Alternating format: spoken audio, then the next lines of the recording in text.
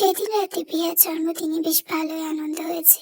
কায়রা আর বাচ্চাদের হাসি মজা হই হুল্লোড়ে পিশানের কোনো আপত্তি ছিল না, বরং সে উৎসাহে জানিয়েছে সবার আনন্দে। পিশানের পরিবার আবার আগের মতো প্রাণ ফিরে পেয়ে উচ্ছ্বসিত হয়েছিল সেদিন। সেই রাতের পর কেটে গেছে প্রায় 12-13 দিন। আজ বৃহস্পতিবার, এখন রাত প্রায় 10টার কাছাকাছি। আজকের দিনটা কায়রার জন্য ছিল ভীষণ বিষণ্ণ। সে আজ কলেজে যায়নি। সে কায়রা সারাদিন বাড়িতে ছিল একা একা। তবে বাড়িতে থাকলেও খুব একটা সঙ্গ পায়নি কারোর। পিহাজ এখন এসির চাপে বইয়ের ভেতর ডুবে আছে, আর বিভ্রান্ত ছেলে মানুষ বাইরেই থাকে বেশিরভাগ সময়। আর বাড়িতে ফিরলেও গেমে ব্যস্ত হয়ে পড়ে। বলতে গেলে নিজামুদ্দিনের সঙ্গে যা একটু কথাবার্তা হয়েছে কায়রার, মানুষটা অমায়িক কায়রাকে নিজের মেয়ে স্থান দিয়েছেন, আর ভালোবাসাও ততখানি। একটু আজ করার সারাদিনের স্বভাবটা। এদিকে কায়রা আজ থেকে যাকে সবচেয়ে বেশি মিস করছে সে মানুষটা হচ্ছে পিশান। অপ্রত্যাশিতভাবে সেও ছিল না আজ সারাদিন।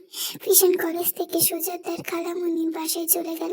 তার খালামণি অসুস্থ, তাকে দেখতে যেতেই হয়েছে। কায়রা বিকেলে মেসেজ করলে পিশান জানিয়েছে ফিরতে রাত হবে। কায়রা সেই মেসেজ একটা লাইক করে ফোন রেখে দেয়। এরপর আর কোনো রিপ্লাই করা হয়নি। এসব ভাবতে ভাবতে কায়রা বারান্দার রেলিং এর পাশে বসেছিল চেয়ারে। রাতের ঝোড়ো হাওয়ায় চুলগুলো একটু এলোমেলো হয়ে মুখে এসে পড়েছিল, কিন্তু সেই দিন খেয়াল ছিল না তার। চোখের দৃষ্টি দূরে কোথাও, অথচ মনটা যেন স্থির নেই, অতি চঞ্চল। হঠাৎই একটা পুরুষালী গলা ভেসে এলো সব নিস্তব্ধ ভেঙে। হ্যালো ওয়াইফি। কায়রা চমকে ঘুরে থাকে। বারান্দার দরজায় দাঁড়িয়ে পিশানকে দেখা মাত্র মেয়েটার গায়ে খাড়ার ন্যায় রুক্ষ মুখ জুড়ে অজান্তে একরাশ স্বস্তি ছুঁয়ে যায়। শুকনো ঠোঁট জুড়ে এক চিলতে হাসি ফুটে ওঠে। সে নরম গলায় জানতে চায়, ও আপনি এসেছেন? খালামণি কেমন আছে? তা কি অবস্থা এখন? পিশান শান্ত স্বরে উত্তর দেয়, এখন মোটামুটি স্টেবল। কায়রা মাথা নাড়ায় ধীরে। এইটুকু তথ্যেই তার ভেতরে চিন্তা একটা অংশ থেমে যায়। সে উঠতে চাচ্ছিল, কিন্তু পিশান তার হাত থামিয়ে দেয়, বলে উঠতে হবে না, বসো, আমি ফ্রেশ হয়ে এখানেই আসছি।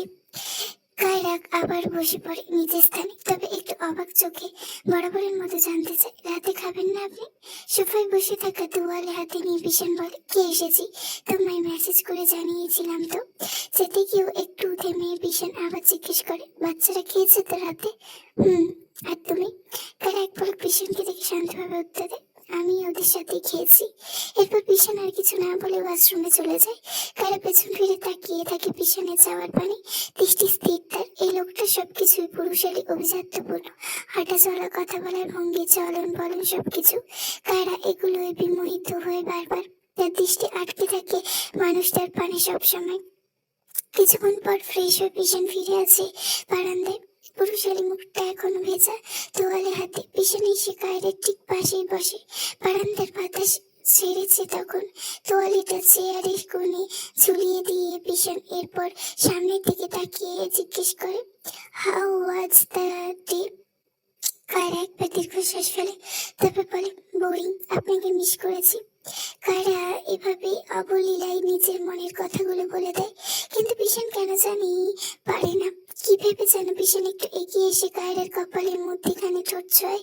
পরক্ষণে পিশানের ঠোঁট মৃদু হাসি দেখা যায়। সে পকেট থেকে একটা ডার্ক চকলেট বের করে কায়রার হাতে দেয়। কায়রা তাদেরকে চমকে দেখায়। পিশান শুধু চোখের ইশারায় খেতে নির্দেশ করে। কায়রা ধীরে ধীরে খোসা ছাড়িয়ে চকলেট খেতে থাকে। তারপর নরম গলায় হাসি মুখে বলে, থ্যাঙ্কস। মেয়েটার খাওয়া কিছুক্ষণ চুপচাপ হয়ে হঠাৎ পিশান মজা করে বলে ওঠে, আমাকে একবার সাথলেও না, একাই খাচ্ছ? এসব শুনে কায়রা মুহূর্তেই থমকে যায়। তারপর তড়িঘড়ি করে পিশানের সামনে চকলেট এগিয়ে দেয়। সরি, আমিও না, আপনিও নিন প্লিজ। পিশান হেসে ফেলে, ধীর গলায় বলে, I was just joking, chocolate খাই না আমি, তুমি খাও। এই শুনে কায়রা বিস্ময় তাকিয়ে থাকে তার দিকে। পিশান স্যার মজা করছে তার সাথে, এত সম্ভব?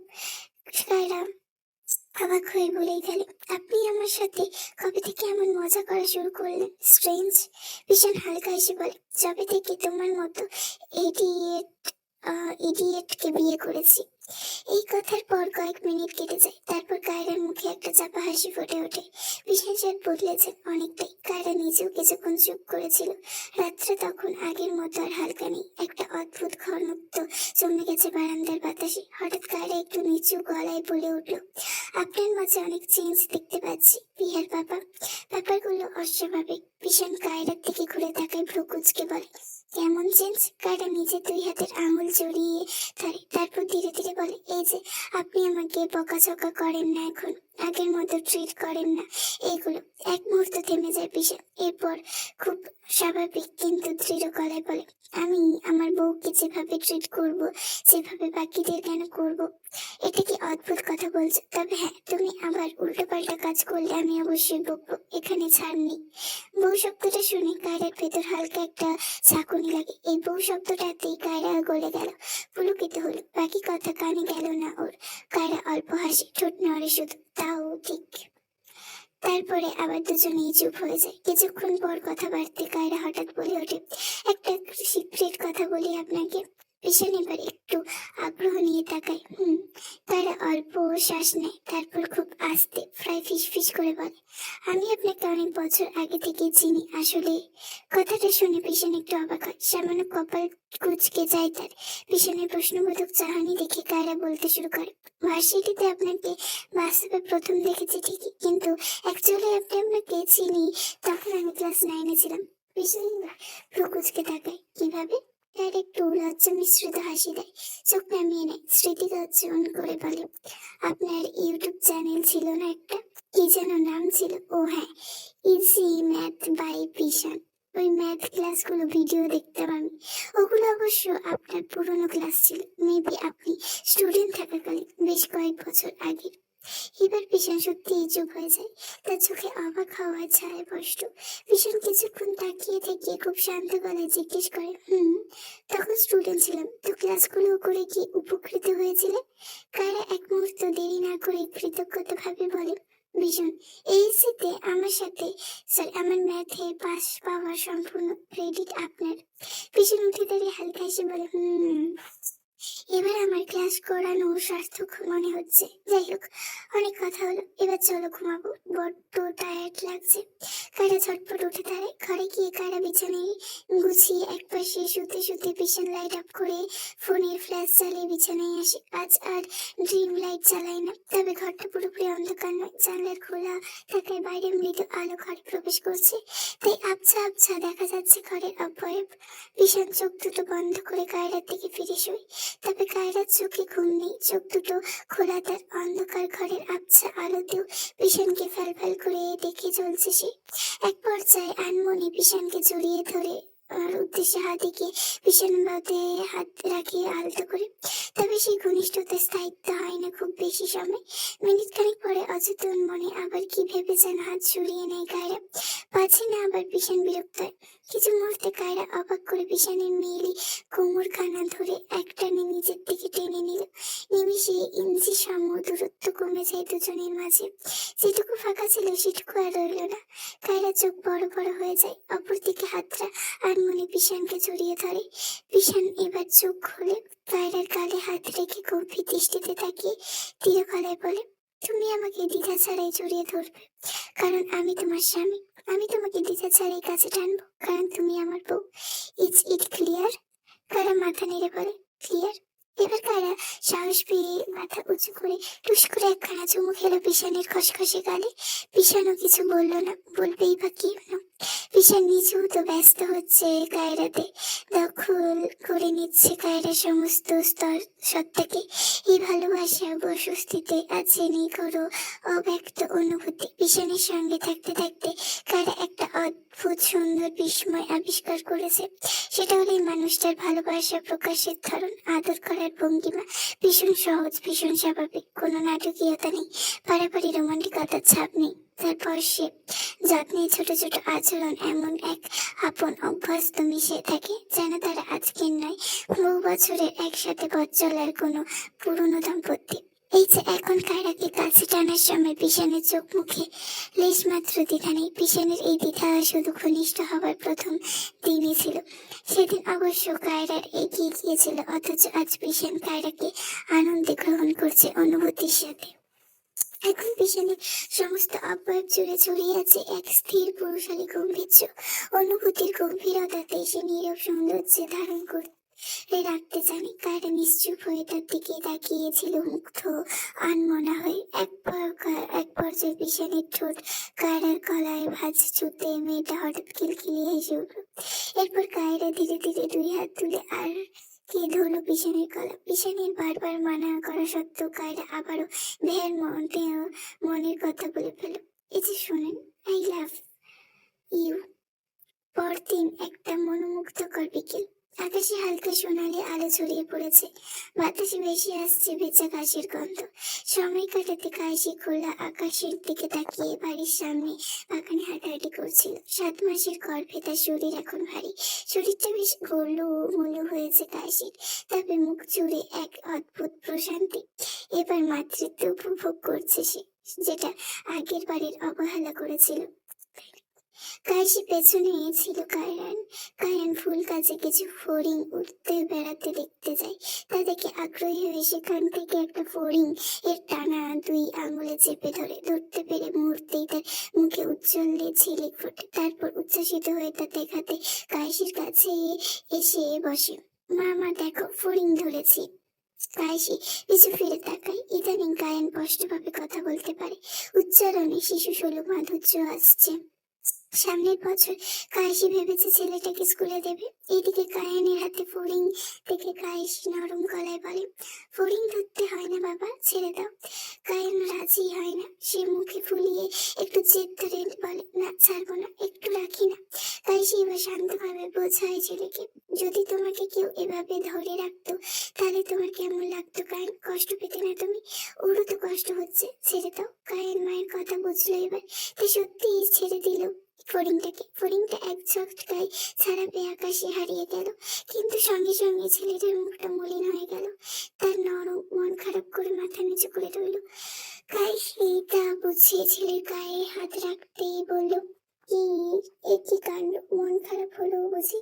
কায়ান ঠান্ডা গলায় বলল, তুমি আমাকে কারোর সাথে খেলতে দাও না। সেদিন চড়ুই পাখিটা কেউ ছেড়ে দিলে, আজকে ফড়িংটা কেউ দিলে, এখন আমি কার সাথে খেলবো? কাশি ভাবলো আসলে ছেলেটার খেলার মানুষ নেই। আশেপাশে থাকা কায়ানের সমবয়সী কেউ নেই বিধায় কায়ানের কোনো বন্ধু নেই। কায়ানের দুনিয়ায় তার বাবা মা ফুপু চাচুর মধ্যেই সীমাবদ্ধ ছিল। কাশি এবার কায়ানের সামনে সাবধানে হাঁটু কেড়ে বসে বলল, তোমার সাথে খেলার জন্য একজন আসছে, আর কিছুদিন পর থেকেই তার সাথে খেলতে পারবে তুমি। কায়ান কৌতূহল হয়ে জিজ্ঞেস করে, কে আসছে? কাশি আলতো এসে বলে, তোমার ভাই অথবা বোন। কায়ান আগ্রহী হয়ে জিজ্ঞেস করে, কবে আসবে আমার ভাই? কায়ানের মুখে হুট করে ভাই শুনে একটু অবাক হয়ে কায়ানের মাথায় হাত বুলিয়ে গালে চুমু দিয়ে কাশি বলল, শীঘ্রই। কায়ান আরো কিছু বলতে যাবে, তার আগে চোখ যায় বাড়ির গেটের দিকে। কায়রাকে গাড়ি থেকে নামতে দেখে কায়ান বাবা বলে দৌড় যায়। কায়রা ভেসে ছেলেকে এক ঝটকায় কোলে তুলে নেয়। কাশি সেদিকে তাকিয়ে রয়। কায়রা কাশিকে বাগানে দেখে সেখানে এগিয়ে যায়। এরপর জিজ্ঞেস করে, এখানে কি করছো? খাওয়া দাওয়া হয়েছে? জি খেয়েছি, একটু হাঁটছিলাম। কায়রা কাশিকে দোলনায় বসতে ইশারা করে কাশি সেখানে গিয়ে বসে। ততক্ষণে কায়ান তার বাবার কোল থেকে নেমে আবার ফড়িং খুঁজতে বেরিয়েছে। কায়রা একবার কাশির কপালে চুমু দিয়ে একটু উঁচু হওয়ার পেটেও চুমু খেলো। কাশি আবার আনমনে জিজ্ঞেস করলো, আচ্ছা আপনি বাচ্চার নাম ঠিক করেছেন? কি নামে ভেবেছেন? কৌশিক। ভালো হচ্ছে না? কাশি একটু বিরক্ত হলো যেন, বললো, আপনারা ধরেই নিয়েছেন ছেলে হবে, এত নিশ্চিত কিভাবে? আজ কায়ানও বললো, ভাই কবে আসবে? সেদিন কাবিরও বলে গেছে ছোট্ট আব্বা আসছে, মানে আশ্চর্য সব। কায়রা মৃদু এসে বলল, শোনো, মেয়ে হলে আমার থেকে বেশি খুশি কেউ হবে না। কিন্তু কায়রা পুরো কথা সম্পূর্ণ করার আগে কাশি পিঠ চেপে ধরে আচমকা আর্তনাদ করে বসে। মেয়েটা চোখ মুখ ভিজে আসে। এমন তারপর কায়রা ভরকে যায়, আটকে ওঠে, হুড়মুড় করে কাশিকে আঁকলে ধরে জিজ্ঞেস করে, কাশি কি হলো, ব্যথা করছে? কিছুক্ষণ পর কাশি নিঃশ্বাস সামলে নেয়। চোখে জল জমে থাকলেও মুখে অদ্ভুত হাসি ফোটে, আবার একটু রাগও হয়। কাশি এবার একটু ধাতস্থ হয়ে বলে, লাথি দিচ্ছে বচ্চাচ্চা, এত জোরে জোরে মারে, মাঝে মাঝে লাথি দেয়। কায়রা আতঙ্কিত মুখ এবার স্থির হলো, স্বস্তি শ্বাস ফেললো সে, মৃদু হেসে বলল, এজন্য বলি একটা ছেলে, কারণ আমার মেয়ে কখনোই এত দোষী হবে না। ছোট ছেলেটা ভীষণ দোষী হবে, বুঝতে পারছি। কাশি ছলছল চোখে বলে, কায়ান এত দোষী ছিল না। এই ছেলে তো ভালো করে কিছু খেতেও দেয় না আমাকে। কায়ানের বেলায় অন্তত আমি খেতে পারতাম। কায়রা সব অভিযোগ শুনলো, এরপর স্ত্রীর উঁচু হওয়ার পেটে হাত বুলিয়ে বলল, এই যে ছোট্ট আব্বা, মাকে আর কষ্ট দিও না, ঠিক আছে? মা কষ্ট পেলেও বাবারও যে কষ্ট হয়। একটু শান্ত হও আপনি, স্থির হন, বাবা ভালোবাসে আপনাকে। পরদিন দুপুর প্রায় 1:30টার দিকে প্রীতিশাকে ভার্সিটি থেকে আনতে গিয়েছিল কাবির। ক্যাম্পাসের গেটের ঠিক পাশে বাইকটা স্ট্যান্ড করে এসে অপেক্ষা করছিল। আজ প্রীতিশা সেমিস্টার ফাইনালের রেজাল্ট বেরিয়েছে। সকাল থেকে মেয়েটা উৎকণ্ঠে ভারী দুশ্চিন্তা লেগেছিল। তাও কাবির বুঝিয়ে শুনিয়ে পাঠিয়েছে, সে সব ভালোই হবে, চিন্তা করো না। কাবির বাইকে বসে কখনো মোবাইল স্ক্রল করছিল, কখনো অন্যমনস্ক দৃষ্টিতে গেটের দিকে তাকাচ্ছিল। হঠাৎ ভিড়ের মাঝখান থেকে প্রীতিশা বেরিয়ে আসতে দেখে কাবির বাইক ছেড়ে সোজা হয়ে দাঁড়িয়ে পড়ে, কিন্তু পর মুহূর্তে বড্ড অবাক হয়ে থাকে। প্রীতিশা প্রায় দৌড়ে এসে কাবিরকে জড়িয়ে ধরল। এভাবে হুট করে জড়িয়ে ধরে কাবির 2 পা পিছিয়ে খানিকটা টাল সামলালে মেয়েটাকে আঁকলে নিল, ঠোঁটের কোণে হাসি টেনে বলল, আরে আস্তে ভাই, এখন কও কি অবস্থা, রেজাল্ট ভালো হয়েছে তো? প্রীতিশা এবার তাকে ছেড়ে দিল। কাবির দেখলো চোখ মুখ উজ্জ্বল উচ্ছ্বাসে ছলছল করছে মেয়েটা। নিঃশ্বাস সামলে প্রায় চিৎকার করে প্রীতিশা বলল, ভালো কি বলছো? আমি তো টপ করে ফেলেছি। কাবির মেরিট লিস্টে নিজের নাম প্রথমে দেখে আমার তো মাথায় ঘুরে যাচ্ছিল, একটুর জন্য জ্ঞান হারাইনি। ভাই, বউ তো আমার উজ্জ্বল করিয়া দিল। বউয়ের আনন্দ দেখে কাবিরের মুখে অনায়াসে হাসি ফুটে উঠল। সে হাসিতে ছিল গর্ব, স্বস্তি আর একটা তৃপ্তি। ঠিক তখনই পাশ থেকে ছোট দুটো ছেলে হাঁটতে হাঁটতে ফ্যাস ফ্যাস করে প্রীতিশার দিকে তাকিয়েছিল। বিষয়টা চোখে রয় না কাবিরের। সে সঙ্গে সঙ্গে কড়া গলায় ছেলে দুটোর উদ্দেশ্যে বলে ওঠে, সামনে তাকায় হাট ভটকা ভটকা চোখ কইরা কি দেখতেছস, চোখ নামা ফাউল। প্রীতিশা কাবিরের হাত ধরে থামিয়ে দেয়। এদিকে এলাকার মেশি থাকা সুবাদে ছেলে দুটো কাবিরকে চিনতেও ভালো করেই, তাই ধমক খেয়ে মুহূর্তেই দৃষ্টি সরিয়ে নিল। আসলে তাদের বিস্ময়ের কারণ ছিল অন্য। শান্ত ভদ্র পড়ুয়া মেয়েটা এমন দাপুটে গুন্ডা ছেলের স্ত্রী, ব্যাপারটা এখনো অনেকেরই কাছে অবিশ্বাস্য লাগে। তাদের বাকি করার অগত্যা চলে যায় তারা। এদিকে কাবির আবার ভ্রু কুচকে বউয়ের দিকে তাকালো, তারপর মৃদু সন্দেহ সুরে বলল, পরীক্ষার সময় তো কইলা কিছুই পারো না, এই সাবজেক্ট খারাপ, ওইটাই খারাপ, এনা তেনা, আর এখন কইতাছো টপ করছো। ভালো ছাত্রীরা আসলে অনেক ভান মারে, বুঝলাম। প্রীতিশা হেসে ফেললো। সেই হাসিতে বিন্দুমাত্র অহংকার নেই, বরং শিশু সুলভ আনন্দ। বলল, না গো, সত্যি বলছি, আমি নিজেও ভাবিনি। পুরো ব্যাপারটা আমার কাছে আনএক্সপেক্টেড লাগছে এখনো। কাবির আর কিছু না বলে তার হাতটা ধরে আলতো টানে বাইকের পেছনে বসিয়ে দিল। তারপর নিচে উঠে বসে ইঞ্জিন স্টার্ট দিতে দিতে বলল, আজকে বাসায় কোনো রান্না বান্না নাই, বাইরে খাবো। এখন কও কি ট্রিট দিবা? প্রীতিশা 1 সেকেন্ড না ভেবে চটপট বলে উঠল, কাচ্চিতে চল, বিরিয়ানি খাইবো। কাবির হেসে মাথা নাড়ল, তারপর বাইকের চাবি ঘুরে গম্ভীর ভঙ্গিতে জিজ্ঞেস করলো, তোমার ভাইরে জানাইছো রেজাল্টের কথা? ভাইয়া তো কলেজেই ছিল, দেখা হয়েছে, তখনই বলছি। ভাইয়া অনেক খুশি হয়েছে। কাবির ধীরে সুস্থে হাসলো, খুব গভীর মানসিক প্রশান্তির এক হাসি। প্রীতিশা এই সাফল্য শুধু মেয়েটার একার নয়, তারও। কারণ বিশান একবার বলেছিল বিয়ের পর তার বোনের পড়াশোনার ঘাটতি আসবে, কিন্তু কাবির বড় মুখ করে বলেছিল সেই দিন, কিছুই পরিবর্তন হবে না, শুধু প্রীতিশার নামটা বিবাহিত নারীর তালিকায় উঠবে। কাবির তার কথা রেখেছে। এই বিয়ের প্রীতিশার পড়াশোনায় কখনো বাধা হয়নি, আর হবেও। দেখতে দেখতে আরো 1টি মাস গড়িয়ে গেল। সময় যেন সংসারের উঠোন পেরিয়ে নীরব পায়ে হেঁটে চলছে যায়, টেরি পাওয়া যায় না। শুক্রবার সকালে তার কাজ একটু অলস, একটু ধীর। বাড়ির প্রতিটি কোণে ছড়িয়ে আছে ছুটির দিনের নরম আভা। আজ সকাল সবার আগে ঘুম ভাঙে কায়ানের। পিছনে ছুটির দিন বলে তাকে আর বিরক্ত করতে ইচ্ছে হলো না। নিঃশব্দে উঠে গোসল করে সেরে রান্নাঘরে চলে যায় সে। চায়ের কেটলি চড়াই গ্যাসে, পাশে কফি মেকারে কফি ঢেলে দেয় যত্ন করে। সকালের নরম আলো এসে পড়েছে রান্নাঘরের জানলায়, বাতাসে ভাসছে চা পাতার মিষ্টি গন্ধ। ড্রয়িং রুমে তখন নিজামুদ্দিন চশমা নাকের ডগায় বসিয়ে বই পড়ছিলেন। কায়রা ট্রেতে করে বিস্কুট সহ 1 কাপ চা এগিয়ে দিতে তিনি মৃদু হেসে থাকলেন। 2-1টা টুকটাক কথাবার্তা সেরে কায়রা হাতে কফি মগ নিয়ে চলে যায় বিহানের ঘরের দিকে। প্রতিদিনের মতো আজও সকাল সকাল পড়তে বসেছে মেয়েটা। তবে বিছানায় একপাশে নিশ্চিন্তে ঘুমিয়ে আছে বিভান। এক পলক তাকিয়ে ছেলেটার ঘুমন্ত মুখে দেখে নেয় কায়রা। তারপর তৃপ্তিতে স্বস্তিতে হাসি। এই কমাসে বিশান স্যারের ছানাপোনাদের প্রতি অদ্ভুত মায়া জন্মে গেছে তার। হয়তো বয়সে কায়রা খুব বেশি বড় নয়, কিন্তু সম্পর্কের খাতিরে বাচ্চাদের আগলে রাখতে রাখতে শিখেছে সে, ভালোবাসতে শিখেছে ওদের। কায়রার ভালোবাসা বাচ্চারাও ওকে আপন করে নিয়েছে। ভাবতে ভাবতে ধীর পায়ে ঘরে ঢুকে বিহার সামনে কফির মগটা বাড়িয়ে দিয়ে জিজ্ঞেস করে, কখন উঠেছো? সেইটাকে দেখছি পড়ছো। সকালে ঘুম থেকে উঠেই তোমাদের রুমে আমি একবার উকি দিয়েছিলাম। বিহা কপিটা হাতে নিয়ে হালকা হাসলো। খুব ভোরে উঠিনি আজ, এই তো 6:30টার দিকে উঠেছি, তারপর ফ্রেশ হয়ে পড়তে বসেছি। কারা ঘড়ির দিকে তাকিয়ে বিস্ময় বলল, এখন তো 9টা বাজে। টানা এতক্ষণ পড়ছো, একটু ব্রেক নাও, তারপর আবার পড়ো। মাইন্ডে রিল্যাক্স দাও একটু। প্রিয়া বাধ্য মেয়ের মতো মাথা নাড়ল। বই বন্ধ করে চেয়ারটা ঘুরিয়ে কায়রার দিকে মুখ করলো। এরপর বিনিময় ভাবে বলল, মম তুমিও বসো। কায়রা বিছানায় কোনায় গিয়ে বসলো পা তুলে। কফি দুটো চুমুক দিয়ে বলল, সেদিনের বার্গারটা কোথা থেকে এনেছিলে? মনে হলো ভালো ছিল না। ওটা খেয়ে আমার ফুড পয়জনিং হয়ে গেছিল, বমি করছি 2বার। প্রিয়া ভ্রু কুঁচকে বলল, কই, আমি আর বিভানও তো খেলাম, ভালোই তো লাগলো খেতে। কি জানি, হয়তো খাবারটা সয়নি আমার পেটে। এমনিতেই আমি এসব ফাস্টফুড আইটেম প্রচুর খাই। আচ্ছা যাই হোক, তোমাদের এক্সাম শুরু কবে থেকে? Next week. ও, তাহলে তো খুব বেশি দিন নেই। মেয়েটা গলার চাপা দুশ্চিন্তা রেখা টের পেয়ে কায়রা নরম স্বরে বলে, বোর্ড এক্সাম বলে টেনশন হচ্ছে? প্রিয়া ধীরে মাথা নিয়ে সম্মতি জানালো। কায়রা মৃদু হেসে বলল, তুমি এমনিতে অনেক ব্রিলিয়েন্ট স্টুডেন্ট। সত্যি বলতে এই শীতে এত পড়ার দরকার নেই। ঢাকা বোর্ডের প্রশ্ন একদম ইজি হয়, অযথা টেনশন করো না। আমার মতো মনে হয় তুমি পার্সের সাথে ট্যালেন্টেড বলে বৃত্তিও পাবে, দেখে নাও। কথাগুলো শুনে বিহার মুখে একটু সাহসের আভা ফুটে ওঠে। প্রেমাসের যতই ভালো থাকত, তবু একটু ভয় পাচ্ছিল সে। কিন্তু কায়রার কথাগুলো বড্ড ভরসা জাগালো ওকে, অনেকটাই মনোবল পেল সে।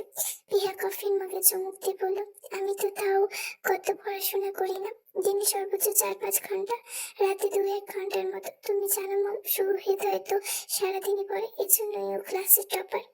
তারা দুষ্টুমি ভরা চোখে হেসে বলল, সেটা ওর গোল চশমা দেখে আমি বুঝে গেছি, মেয়ের জামাই আমার সেরা। আবার চশমা পরে ছেলেটাকে এত কিউট লাগে কিভাবে বলো তো? মূর্তি লজ্জায় লাল নীল হয়ে গেল বিয়া। চুপচাপ কানের পাশে চুল গুছাতে লাগলো মৃদু লাজুকতায়। সেটা দেখে কায়রা আবার হেসে উঠলো, বলল, আরে লজ্জা পাচ্ছ নাকি? প্রিয়া দ্রুত মাথা নাড়ালো, যদিও তার কান দুটো তখনও টুক টুক করে লাল হচ্ছে। পরক্ষণে সতর্ক গলায় বলল, শোনো মম, এসব আবার বাবাকে বলে যেও না যেন। কায়রার সঙ্গে সঙ্গে বলল, ধুর, পাগল পেয়েছো আমায়? এসব আমাদের মা মেয়ের সিক্রেট কথা, এখানে পাপা আসলো কোত্থেকে? কথাটা শুনে অবশেষে নিশ্চিন্ত হলো প্রিয়া। সুহৃদের কথা ভেবে ঠোঁটের কোণে অহেতুক লাজুক হাসি ফুটে উঠলো তার। আর সকালে জানলা বয়ে আসা কোমল রোদে মা মেশি গোপন আলাপটুকু আরো আপন, আরো মায়াময় হয়ে উঠলো। কেউ জানতে পারলো না। মেয়ের সঙ্গে এভাবে কিছুদিন গল্পে মগ্ন ছিল কায়রা। ঠিক তখনই হঠাৎ ফোনের তীক্ষ্ণ রিংটনটা ভেঙে দেয়। ফোন স্ক্রিনে ভেসে ওঠে তার বড় ভাইয়ের নাম। পরশুই তো দেখা করে এলো ভাই ভাবির সাথে। সব ঠিক আছে তো? বুকের ভেতর কেমন অজানা শঙ্কা নিয়ে তাড়াতাড়ি কল রিসিভ করতে ওপাশে কথাগুলো শুনে তার মুখের রং বদলে যায়। ফোনটা কেটে দিয়ে কায়রা হন্তদন্ত হয়ে উঠে দাঁড়ালো। কণ্ঠে ব্যস্ততার উষ্ণ কণ্ঠ মিলিয়ে বলল, বিহা, আমাকে এখনই যেতে হবে, আমার ভাবি ডেলিভারি হবে। ভাইজান হসপিটালে একা আছে, সব সামলাতে পারবে না।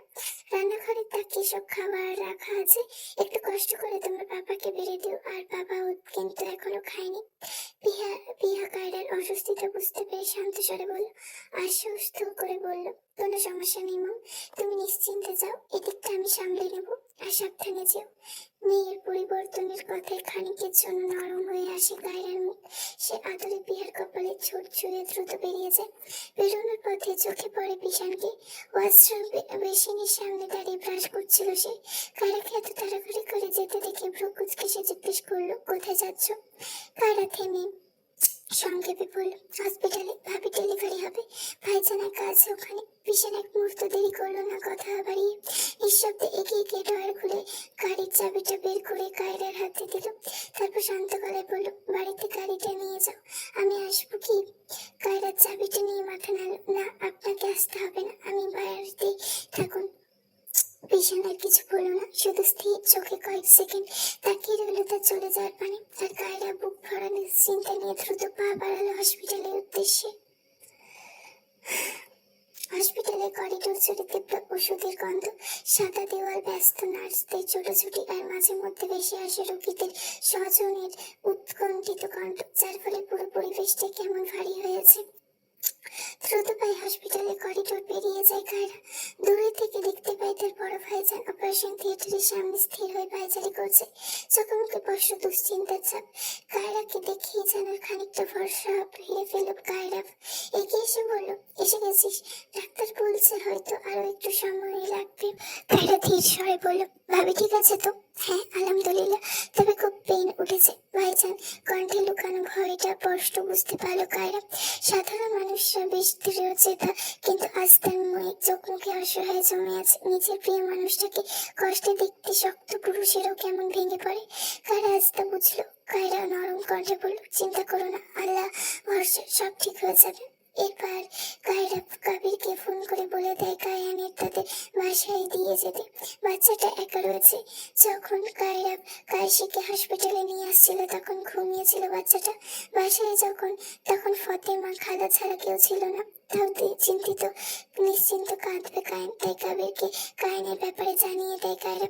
এরপর কায়রা আর কায়রা পাশাপাশি বসে পড়ে করিডোরের ধারস্থ বেঞ্চে। সময় আজ কেমন ইচ্ছে করে ধীরে চলছে। দেয়ালে ঝোলানো ঘড়িটার টিকটিক শব্দও কেমন অস্থির লাগছিল শুনতে। এইসব অপারেশন থিয়েটারে দরজা খুলে একজন নার্স বেরিয়ে এলো। সঙ্গে সঙ্গে দুজন উঠে দাঁড়ালো। কায়রা ব্যস্ত গলায় জিজ্ঞেস করলো, আমার বউ কেমন আছে? নার্সের ঠোঁটে হালকা হাসি ফুটলো। বউ পাগল পুরুষ থেকে, তাও নাকি সে তাদের শহরের এমপি। এমন পুরুষ জীবনে কমই দেখেছে যারা বাচ্চা নয় তার আগের বাচ্চার মায়ের বাপেরে জানতে চায়।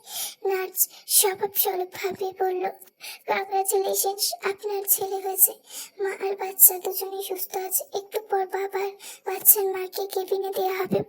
অন্য একজন নার্স এবার কোলে করে ছোট্ট শিশুটাকে নরম সাদা কাপড়ে মুড়িয়ে বাইরে নিয়ে এলো। এই এতটুকু একটা প্রাণ গোলাপি মুখ, বন্ধ চোখ, ক্ষুদু ক্ষুদু আঙুলগুলো কাঁপছে হালকা। পৃথিবীতে আসার পর যেন এখনো মায়ের উষ্ণতা খুঁজে ফিরছে সে। নার্স মৃদু হেসে বলল, এই যে বেবি নিন। ওজন একটু কম, যেহেতু প্রিম্যাচিওর বেবি, তাছাড়া কোনো জটিলতা নেই। কায়রা এক মুহূর্তে থমকে যায়। এতক্ষণ তার উৎকণ্ঠা, দুশ্চিন্তা, অস্থিরতা সবকিছু মিলেমিশে তার চোখ মুখে এক অদ্ভুত আবেগের ছাপ ফুটে উঠল। ধীরে ধীরে এগিয়ে গেল সে, কিন্তু শিশুটাকে কোলে নেওয়ার আগে হাত দুটো কেমন চেপে ধরল তার। সেই প্রথমবারের মতো কায়রানের সময়ে এমন অনুভূতি হচ্ছিল। এখনো ভয় হচ্ছে, এতটুকুন কোমল প্রাণটাকে ঠিকভাবে ধরতে পারবে তো? নার্স আলতো করে শিশুটাকে কায়রানের বুকে তুলে দিতেই মানুষটা নিঃশ্বাস নিতেও ভুলে গেল যেন। ছোট্ট বাচ্চাটা বাবার বুকের কাছে আসতে অল্প নড়ে চড়ে উঠল। আর সে মুহূর্তে কায়রাবের চোখ ভিজে এলো। পুরুষ মানুষ খুব সহজে কাঁদে না, কিন্তু জীবনে কিছু মুহূর্ত থাকে যেখানে ভাষা হার মেনে যায়। একটা তেমনই এক মুহূর্ত। সে স্থির চোখে তাকিয়ে রইল নিজের সন্তানের চোখের দিকে। ঠোঁট কাঁপছে সামান্য, তারপর খুব আস্তে ফিসফিস করে বাচ্চার কানে আজান দিল। কায়রা এক পাশ দাঁড়িয়ে দৃশ্যটা দেখছিল। তার বুকের ভেতরটা কেমন হু হু করে উঠল। পৃথিবীর সবচেয়ে সুন্দর দৃশ্যগুলোর একটি বোধহয় এটাই, একজন পুরুষের বাবা হয়ে ওঠা। শিশুটার ক্ষুদ্র হাতটা আজান দিয়ে বাবার শার্ট আঁকড়ে ধরলো, আর কায়রা সঙ্গে সঙ্গে শিশুটাকে বুকের সঙ্গে আলতো করে জড়িয়ে নিল। বাচ্চাটাকে দুই হাতে বেশ সন্তর্পণে কোলে নিয়েছে কায়রা। এবার কায়রাফের মুখ জুড়ে প্রশান্তি দেখতে পাওয়া যাচ্ছে। বুকের উপর থেকে চিন্তার বিশাল পাথর নেমে গেল। কায়রা পাশ থেকে মৃদু হেসে বলল, মাশাআল্লাহ, আবার আমি ফুফু হয়ে গেলাম তাহলে। কায়রা আবেগে হেসে ফেলল। বহুক্ষণ পর তার মুখে এমন স্বস্তির হাসি ফুটল। এরপর কায়রার কোলে বাচ্চাটাকে দিয়ে বলল, এই নে, তুই কোলে নে তো, হাত কাঁপছে আমার।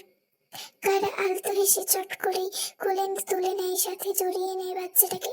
এরপর কোথা থেকে যেন কাবিরও এসে পড়েছে। কাবির এসে বাচ্চাটাকে দেখে ভীষণ খুশি হলো। কায়রা এবার জিজ্ঞেস করলো, কায়ানকে কোথায় রেখে এলি?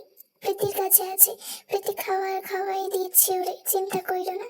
কায়রা নিশ্চিন্ত হলো। এবার সে ফোন বাজলে কল এডিট করতে একটু সরে গেল। কখনো কায়রা করেই ছিল বাচ্চাটা, হঠাৎ করেই কায়রা শূন্য অনুভব করে, চোখে অন্ধকার দেখছে।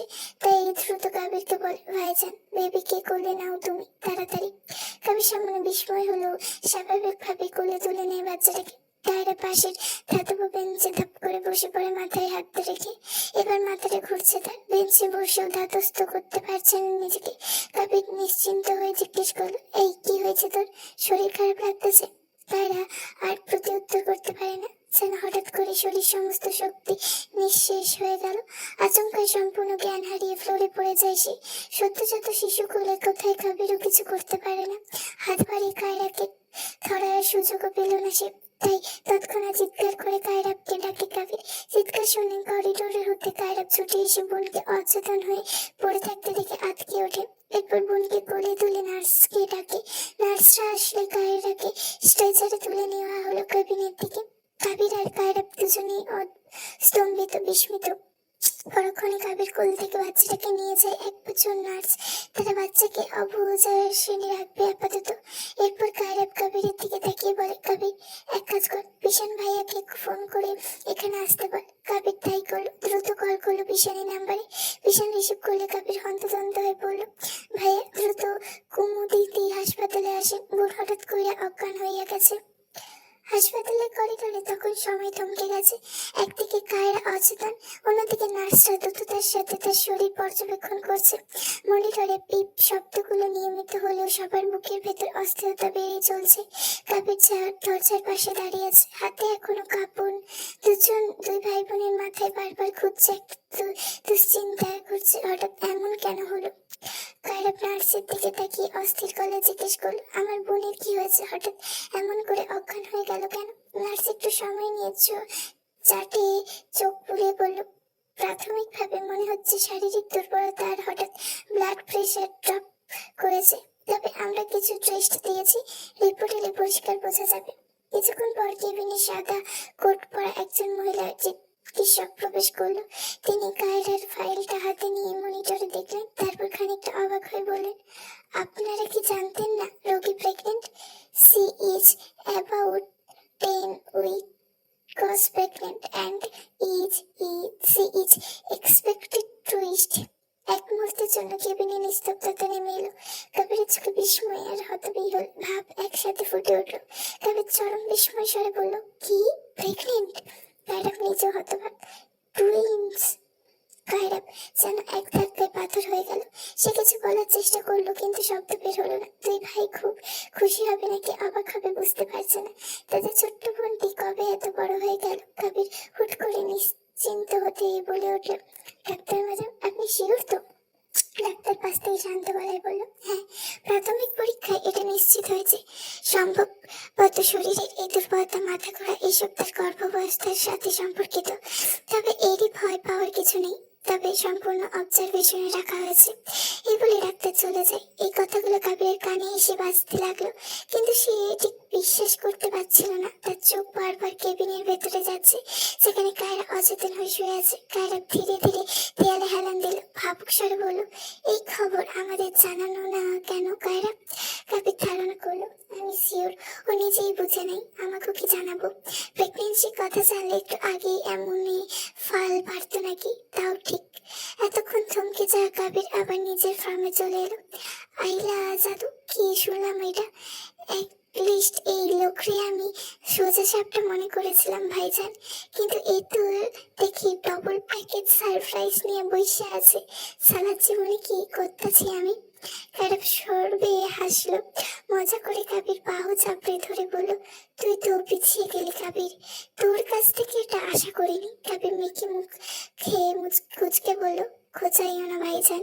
কায়রাব মুচকি এসে বলে, একটা কথা ভেবে দেখ, এই টুইন্স তাও মেনে নিলাম, আরো দুটো বড় বড় ছেলে মেয়ে আগে থেকেই আছে। বিশান ভাইয়া বলতে গেলে কম বয়সে 4 বাচ্চার বাবা হয়ে গেল। যদিও ওনাকে দেখে কেউ বলবে না এই লোকের এতগুলো ছানাপোনা, কিন্তু কিছু মানুষের আসলে বয়স বাড়ে না। এইদিকে আমার 32 বছরে এখনো চুল পেকে যাচ্ছে ভাই। কবির মাথা নেড়ে সায় জানিয়ে বলল, কথা সত্য, বান্দা বহুত সুন্দর, কিন্তু আমি এখন ভাবতেছি কায়রার ওই ছোট্ট পেটে 2টা বাবু কেমনে কি। কায়রা আরো কিছু বলতে যাবে তার আগে বিশান চলে আসে। হন্তদন্ত হয়ে দৌড়ে আসছে সে।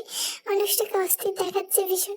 আজ গোছানো পরিপাটি মানুষটিকে বেশ অগোছালো লাগলো, কারণ কাবিরুল ফোন পেয়ে আর এক মুহূর্ত দেরি করেনি সে। কায়রার চিন্তায় প্রচন্ড রকম অস্থির লাগলো তার। এরপর কাবিরের পাশে এসে দাঁড়িয়ে বিশাল উদ্বিগ্ন কণ্ঠে দৃষ্টিতে অবাক হয়ে চাইতে চাই কার পেটে দুটো বেবি। একটু থেমে দৃষ্টিতে চারপাশে খুঁজে ফিরে সে, তারপর দ্রুত জিজ্ঞেস করে, আর কায়রা, কায়রা কোথায়, ওর কি হয়েছে? যে এরূপ কথা তোমাকে শোনাই গল্পের পর্ব 47। বিশানের ব্যাকুলতা, উৎকণ্ঠা ওর মুখের প্রকাশ পাচ্ছে। কবি নিজেও বুঝতে পারছে না তার বোনের নিয়ে বিশানের ভিতরে কি ভয়ানক অস্থিরতা জমে আছে। মানুষটার চোখ তখন উতলা হয়ে একেভাবে কাঁপছিল, যেন এক মুহূর্ত দেরি হলেই ভয়ানক কিছু ঘটে যাবে। তাই আর অপেক্ষা করলো না কবির। দ্রুত আঙুল দিয়ে পেছনের কেবিনের দিকে ইশারা করে বলল, তখন বোন জ্ঞান হারিয়েছিল, তাই তাড়াহুড়ো কইরা ফোন দিছিলাম। এই যে এই কেবিনে যান, কারা এখানেই আছে। বিশান আর এক সেকেন্ডও নষ্ট করতে চাইল না। তড়িঘড়ি পা বাড়াতেই পাশ থেকে কায়রা হালকা হেসে বলে উঠল, কংগ্রাচুলেশন মামা, হচ্ছি আমরা। কথাটা যেন বাতাস ছিঁড়ে এসে সোজা বিছানার বুকের ভেতর লাগলো। তারপর পা থেমে গেল আচমকাই। ধীরে ধীরে ঘুরে তাকালো সে, চোখে স্পষ্ট বিস্ময়। অস্ফুট স্বরে বলল, হ্যাঁ? কায়রা বিব্রত হয়ে নিজের মাথায় পেছনে হাত বুলিয়ে বলল, আমরা আসলে শক। 10 সপ্তাহ চলছে। কিছুক্ষণ আগেই ডাক্তার ম্যাম বলে গেলেন, আর আমার খামখেয়ালি বোনটা নিজেও টের পায়নি কিছু। যাই হোক, আগে দেখা করে আসুন ওর সাথে। আমি চাই, আমার বউকেও হয়তো কেবিনে শিফট করছে এখন, পরে কথা হবে। কথা শেষ করেই কায়রাব সরে গেল। করিডোরে নিস্তব্ধতা নেমে এলো আবার। শুধু কাবির দাঁড়িয়ে রইল পাশে। সব আর বিশান, সে যেন কয়েক সেকেন্ড বাস্তবটা বুঝতেই পারছে না। শখের মধ্যে আছে সে। মামা হচ্ছে তারা, শব্দটা মাথার ভেতরে প্রতিধ্বনিত ওর মতন ঘুরে ফিরে বাজতে লাগলো। তারপর নিচেও ধাতস্থ হয়ে পড়ে বিশান ধীরে ধীরে বাইরে এগিয়ে গেল। কাবিরের দরজার দিকে, কেবিনের দরজার দিকে হাত তুলে দরজা ঠেলে ভেতরে ঢুকতেই তার দৃষ্টি থামলো। সাদা চাদরে মোড়া বেডের উপর কায়রা বসে আছে। নিস্তব্ধ ভাবে জানলার ওপাশে কোথাও দৃষ্টি আটকে আছে তার। মুখে অদ্ভুত শান্ত একটা ভাব, না আনন্দ না বিষাদ, বোঝা যাচ্ছে না, কিন্তু মনে হচ্ছে যেন গভীর কোনো ভাবনায় ডুবে আছে মেয়েটা। ভীষণ গলা খাকারি দিতে কায়রা ধীরে তাকালো তার দিকে। সেই চোখ দুটোতে ক্লান্তি ছিল, কিন্তু কোথাও খুব ক্ষীণ কোমল আলো লুকিয়েছিল। ভীষণ এইদিকে এগিয়ে এসে বেডের কায়রার পাশে বসে পড়ল। দুজনের মাঝখানে কিছুক্ষণ নীরবতা বুঝে রইল। তখন কথা না বললেও কেউ হাসপাতালে মৃদু গন্ধ, মনিটরের ক্ষুদ্র শব্দ আর দ্রুত কাঁপতে থাকা হৃদ দুটো স্পন্দন, সব মিলিয়ে মুহূর্তটা অবাস্তব, অদ্ভুত লাগছিল।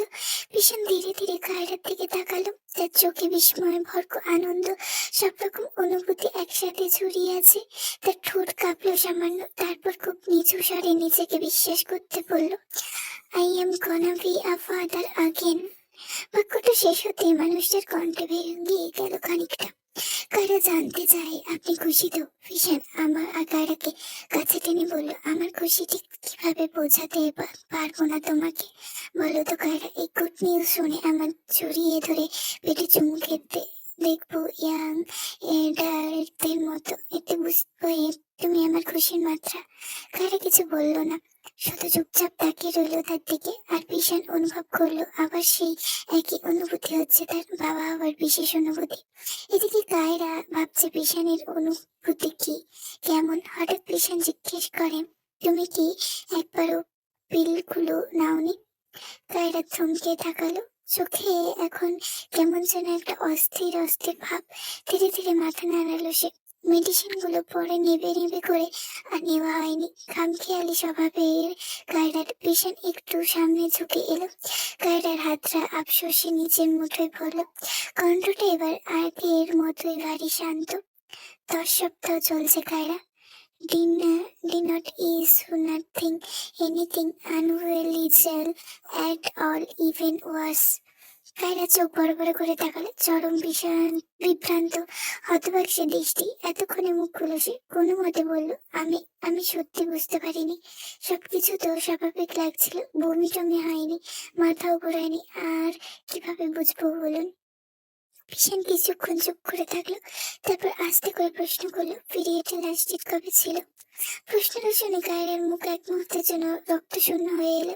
সত্যি তো পিরিয়ড বন্ধ হচ্ছিল তার পিরিয়ডের মাঝে মাঝে এমনি অনিয়মিত হয়, তাই ভেবেছে এগুলো হয়তো স্বাভাবিক। কিন্তু এসব ভাবনা স্বপ্নেও ভাবেনি সে। ধিমি গলায় বলল, 2 মাস আগে। ভীষণ আচমকা হেসে উঠল, নরম স্বরে হাস্যলজ্জ গলায় বলল, কি করে ফেলেছো কায়রা? যদিও আমি একটু নার্ভাস, কিন্তু খুবই খুশি লাগছে, খুব খুশি, বেশি খুশি লাগছে। সে একটু থেমে আরো নরম গলায় বলল, বাচ্চারা শুনলে ওরাও নিশ্চয়ই খুশি হবে। কায়রা এখনো স্থির হয়ে রয়েছে, চোখে প্রশ্ন, ভেতরে ঝড়।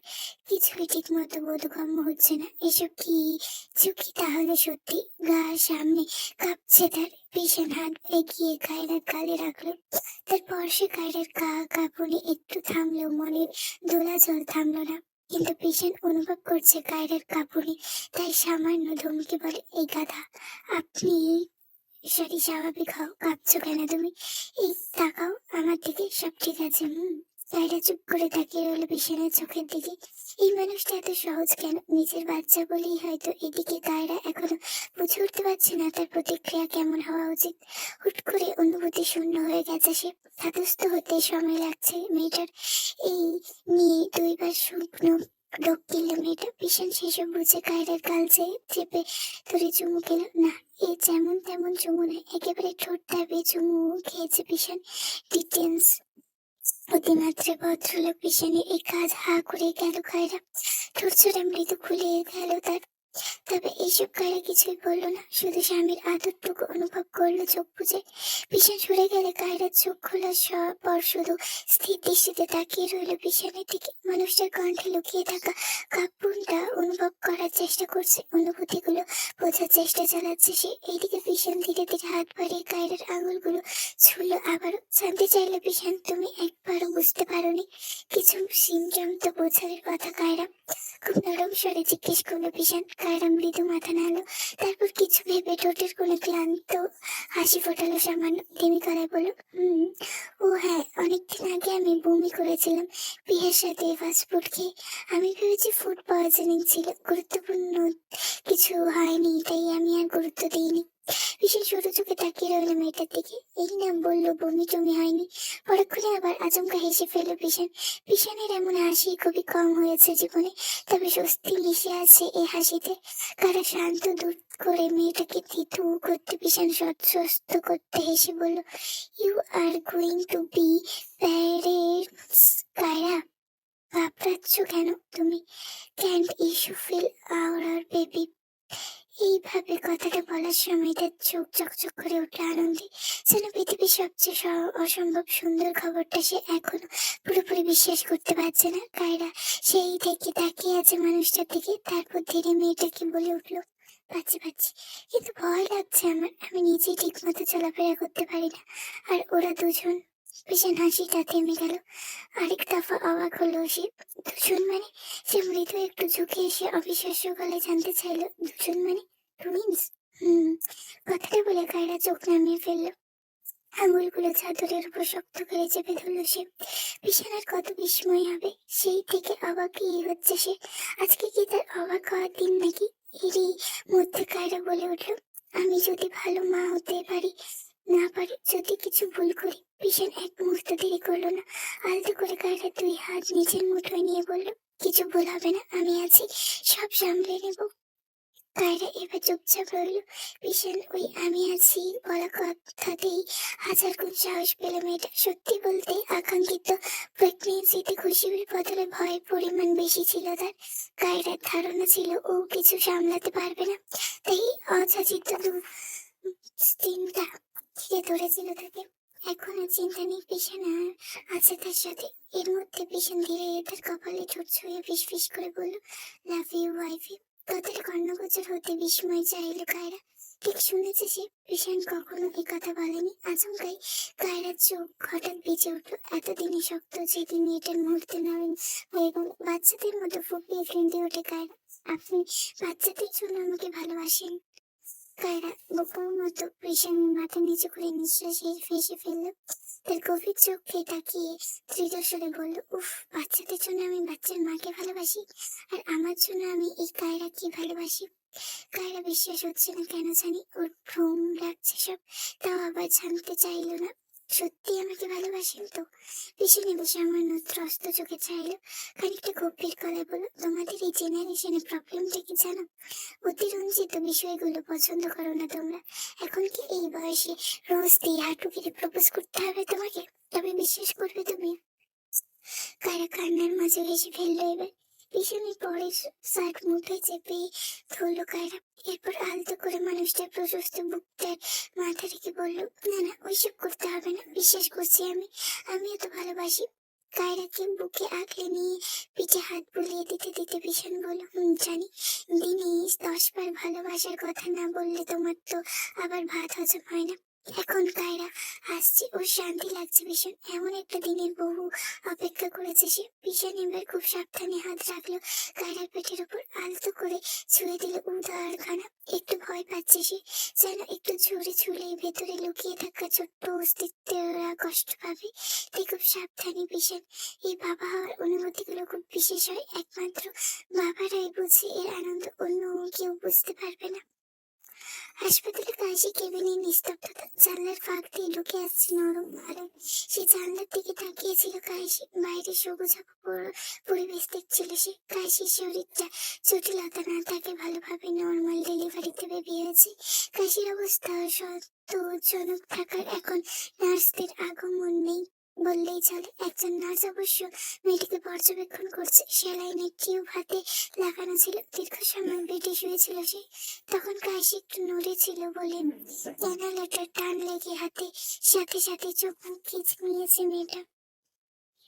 বর্তমানে কাশি বেডে শুয়ে আছে, চুলগুলো কপালে লেগে কাঁদছে। ঘুমের কারণে শরীর একটু দুর্বল, কিন্তু মুখে এক ক্লান্তি শান্ত। একটা দীর্ঘ যুদ্ধ শেষ হয়েছে, আর সে এখন শুধু ভারী ভারী নিঃশ্বাস নিচ্ছে। তার পাশে সেলাইন চলছে ধীরে ধীরে। শরীরের ভেতর থেকে এখন হালকা কাঁপন অনুভূত করছে সে, কিন্তু চোখ বন্ধ করে ছেলের মুখে ভাবতেই মনে হচ্ছে সব কষ্ট একটু একটু করে কমে যাচ্ছে। একজন নার্স তার ব্লাড প্রেশার চেক করলো, তারপর নার্সটি নরম গলায় বলল, সব ঠিক আছে, একটু বিশ্রাম নিন, অসুবিধা হলে জানাবেন। কাশি হালকা মাথা নাড়ল। কথা বলার মতন শক্তি এখনো পুরোটা ফিরে আসেনি। তার চোখ একটু খুঁজে ফিরল কায়রাকে। লোকটা আসছে না কেন এখনো? ক্রমেই অধৈর্য হচ্ছে কাশি। এরপর এসে শুনলো দরজার পাশে কারোর পায়ের শব্দ। কেউ আসছে। কায়রা আসছে কি? হ্যাঁ, কায়রা এসেছে। সে ঢুকতে নার্স বেরিয়ে গেল। কেবিনের বাতাস এখন একটু বদলালো। কাশির চোখে সে উদ্বেগ ছিল, তা পাল্টে সেই উদ্বেগের ভিতরেই স্বস্তি এসেছে। তার ভেতরে এসে এগিয়ে গেল বেডের দিকে। দেখলো কাশি শুয়ে আছে ক্লান্ত শরীরে। ক্ষণে ক্ষণে এই দিক সেই দিক তাকাচ্ছিল সে। এদিকে বাচ্চাকে নিউবর্ন কেয়ার ইউনিটে রাখার পর অবস্থা স্থিতিশীল হয়ে মায়ের কাছে আনা হয়েছে। সদ্য জন্ম নেওয়া শিশুটির পাশে ছোট্ট বেডে ঘুমিয়ে আছে, মাঝে মাঝে হালকা নড়াচড়া করছে। বাচ্চাটাকে আনার পর একটু থিত হয়েছে কাশি। পাশে সদ্য জন্ম নেওয়া শিশুর উপস্থিতি যেন পুরো ঘরটাকে আনন্দ জাগিয়ে দিচ্ছে। খারাপ মাথা নিচু করে কাশির কপালে আলতো করে চুমু খেল। সে চুমুতে ছিল এতক্ষণের ভয়, ভালোবাসা, আর তাকে আরো একবার বাবা হওয়ার সুখটুকু দেওয়ার জন্য অগাধ কৃতজ্ঞতা কাশির প্রতি। একটু পর কায়রা সরে আসে, এরপর চেয়ারে বসে কাশির দিকে তাকিয়ে থাকে। কিছুক্ষণ পর সে শান্ত গলায় বলে, এখন কেমন লাগছে? কাশি চোখ আধ খোলা করে ক্লান্তি হাসিয়ে দিল মোটামুটি, কিন্তু তখন মনে হচ্ছিল এই বুঝি মরে গেলাম। কারো গম্ভীর স্বরে বলল, আচ্ছা বাজে কথা বলবে না, আর ডাক্তার বলেছে বিশ্রাম দরকার, কথা কম বলবে। তাই সে একটু ভ্রু কুঁচকে বলল, আপনি সবসময় এমন আদেশ দেন কেন? আমি আপনার বাধ্যগত জনগণের নেই কুইনও। এখন আমি কারা প্রশ্নবিদ্ধ চাহনি দিলে কাশি অল্প থেমে গিয়ে মৃদু হেসে বলল, আমি এখন দুটো সন্তানের মা। বিনিময় কায়রাবের মুখে নরম হাসি ফুটে উঠল।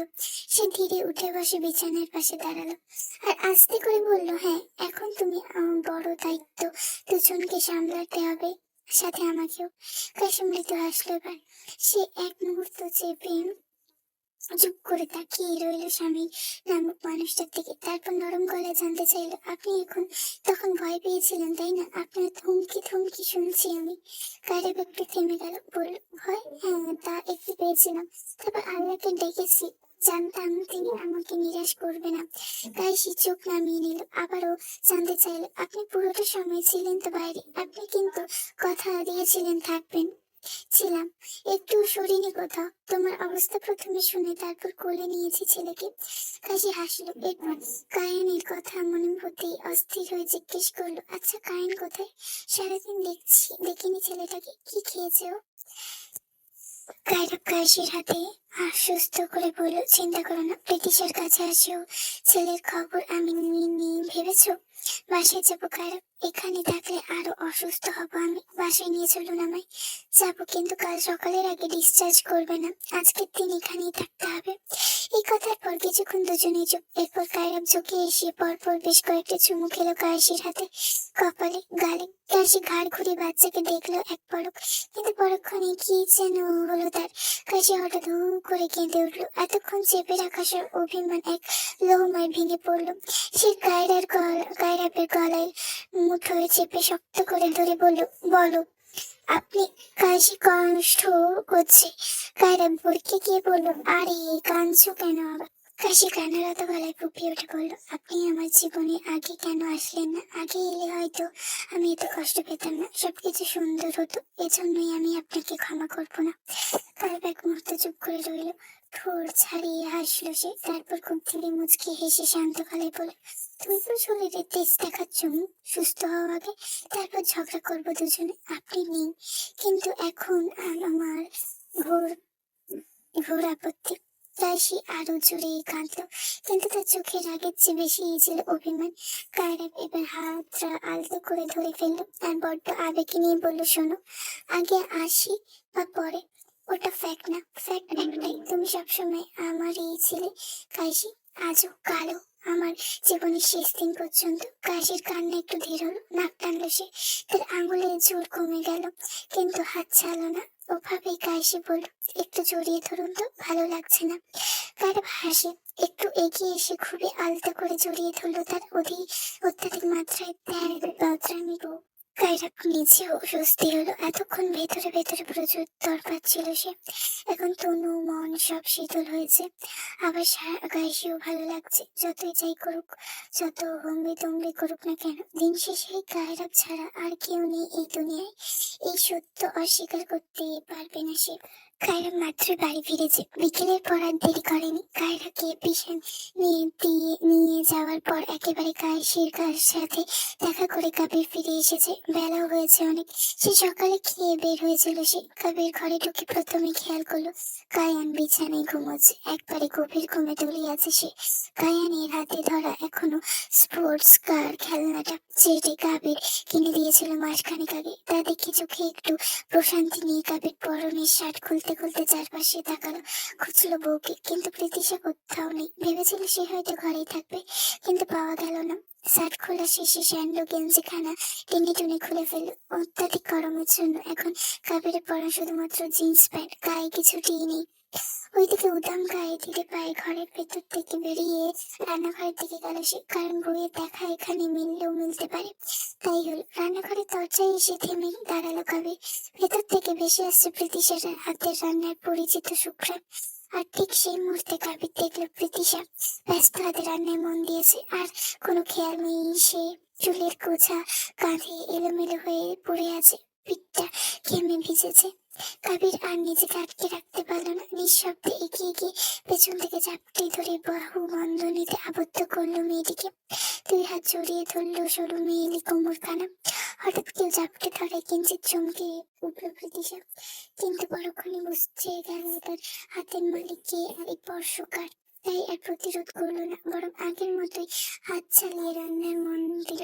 কাবির নরম গলায় বলল, আজকে সারাদিন কি পরিমাণ মিস করেছি তোমারে। বাপরে বাপ, কি জানি করছো তুমি আমারে। জানটু খানা। প্রীতিশা ঠোঁটের কোণে লাজুক হাসি টেনে বলল, খালি বাজে কথা না, উল্টো তুমি বলো তুমি আমাকে কি করছো? আমিও সারাদিন তোমাকে মিস করেছি। কবির একটু থেমে নরম স্বরে বলল, তাই নাকি? প্রীতিশা হালকা মাথা নাড়লো, তারপর হঠাৎ জিজ্ঞেস করলো, আচ্ছা এখন বলো ভাবির কি অবস্থা? মা আর বাচ্চা দুজনেই সুস্থ আছে তো? কবি শান্ত গলায় উত্তর দিল, হ্যাঁ দুজনেই সুস্থ, ছেলে হয়েছে। বাহ ভালো তো। প্রীতিশার চোখে স্বস্তির আলো ফুটে উঠলো। এদিকে কাবির লক্ষ্য করলো প্রীতিশার রান্না প্রায় শেষ। তাই কাবির আগ বাড়িয়ে গ্যাসের সুইচটা অফ করে দিল, তারপর প্রীতিশাকে নিজের দিকে ঘুরিয়ে আনলো। এখন কাবিরের চোখে দুষ্ট হাসি। আরো একটা সুখবর আছে, শুনলে তো ফাল দিবা। প্রীতিশা ভ্রু কুচকিয়ে তাকালো, কি?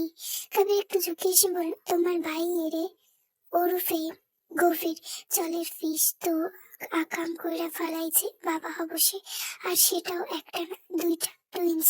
মুহূর্তে প্রীতিশার চোখ বড় হয়ে গেল, হা হয়ে গেল প্রায়। বিস্ময়ে তার ঠোঁট আলতো করে কেঁপে উঠল।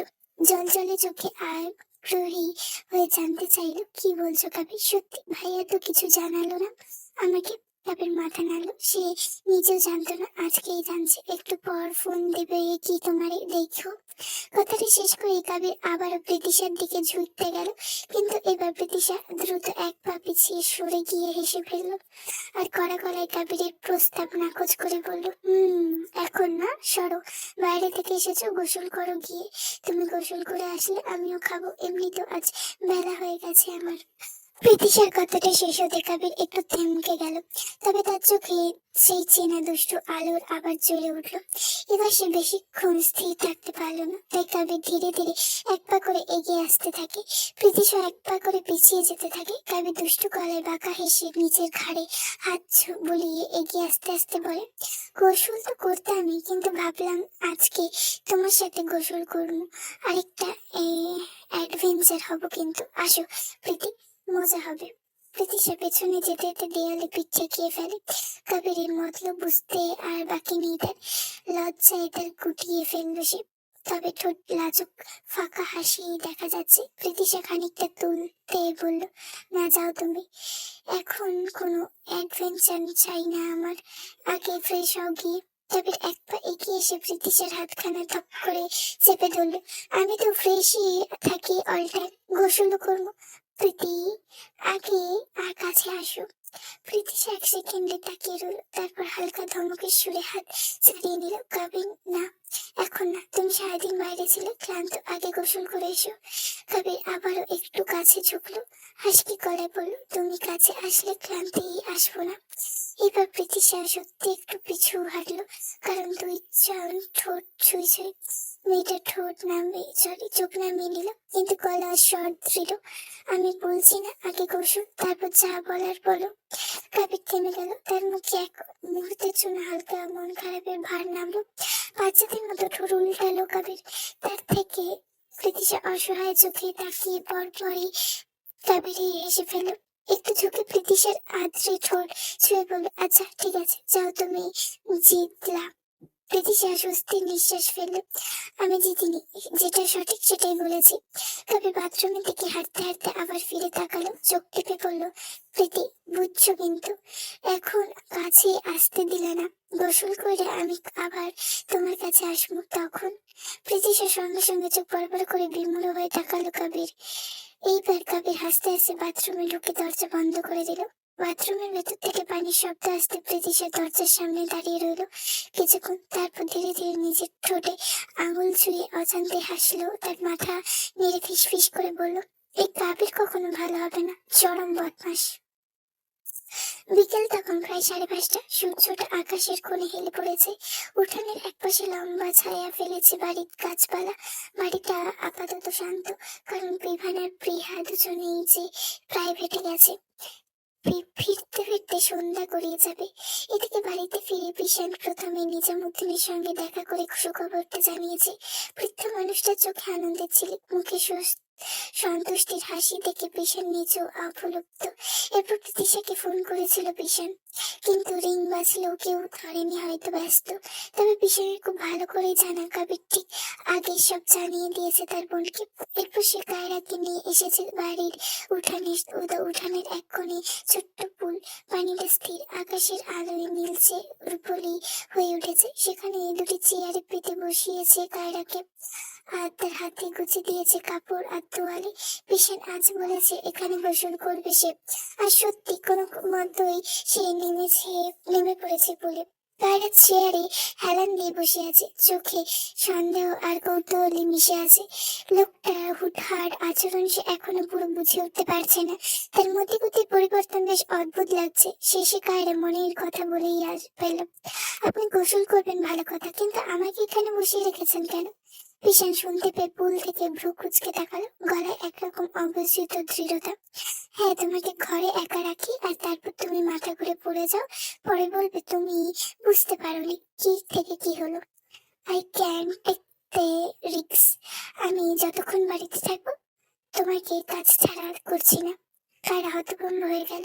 এসব কি বলছে? সে কি ইচ্ছে করে মাথা ঘুরিয়ে পড়ে গেছিল নাকি? এতটা স্বাভাবিক ভাবে কেউ এমন অপমানজনক কথা বলে?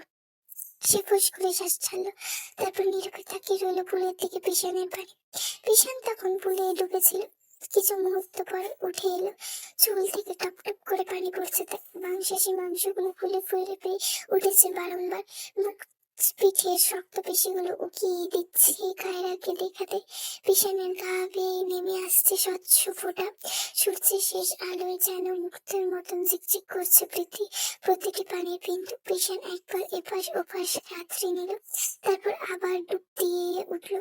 তার আনমনে তাকিয়েছিল এদিকে, চোখ ফেরাতে পারছিল না, আবার চাইলেও না। কিছুক্ষণ পর পিছন উঠে এলো পুল থেকে। ভেজা শরীর থেকে একটা টপ টপ করে পানি পড়ছে। পিছন এসে কায়রার কোল থেকে তোয়ালে তুলে নিল, ধীরে ধীরে গা পিঠ মুছতে লাগলো। তারপর একবার কায়রার দিকে তাকিয়ে হালকা হাসলো। কায়রা ধরা পড়ে গেল নিজের ভেতরে অস্থিরতা। তাড়াতাড়ি চোখ সরিয়ে নিল। সামান্য কেশে কায়রা বিড়বিড় করে বলল, ইচ্ছে করে এসব করবে আর দোষ পড়ে আমি তাকালে? কথাটা শেষ করে উঠে দাঁড়ালো কায়রা। দেখলো পিছনের মাথা মুছেনি ভালো করে। পিছনের দিকে তাকিয়ে বলল, মাথাটা মুছুন ভালো করে, এখনো পানি পড়ছে, ঠান্ডা লেগে যাবে। পিছন তোয়ালেটা তার দিকে এগিয়ে দিয়ে বলল, না তুমি মুছিয়ে দাও। কায়রা আবার অবাক হলো না, এইতেও স্বাভাবিক। সে তোয়ালে হাতে নিয়ে বিছানের ভেজা চুলগুলো আলতো করে মুছতে লাগলো। কিন্তু সেই মুহূর্ত কায়রার আঙুল তার ভেজা চুল মোছার পাশাপাশি কয়েকবার না চাইলেও বিছানের শরীরে ছুঁয়ে যাচ্ছিল। লোকটার গা এখন প্রচন্ড রকম ঠান্ডা, তাই ছোঁয়া পড়ে কায়রার শরীরটা হালকা কেঁপে উঠলো। তার নিজেরই অজান্তে বুকের ভেতর এক অদ্ভুত শিহরণ দৌড়ে গেল। কায়রা গলা খেকিয়ে এলো মুহূর্তে। তবে ভীষণ কিছু নির্বাক, স্থির, শান্ত, সে যেমনটা বরাবরই থাকে। হঠাৎ ভীষণ ঝুঁকে দূরত্ব ক্ষীণ করলো দুজনে। এরপর ভীষণ কায়রার মুখে খুব কাছে এসে বলল, ও আর না, কিসমি। কথাটা শুনে কায়রার বুক থাক করে উঠলো। বিস্ময় বড় হয়ে গেল তার চোখখানে। এক মুহূর্তে চারপাশে সব শব্দ থেমে গেল, যেন বাতাস পর্যন্ত স্তব্ধ। ঠোঁট নাড়ল তার, কিন্তু কোনো শব্দ হলো না, কারণ কায়রা বিস্ময় বাকরুদ্ধ হয়ে আছে। কায়রার কিছু বুঝে ওঠার আগে ভীষণ আলতো করে দুই হাত তার মুখটা আঁকড়ে নিল।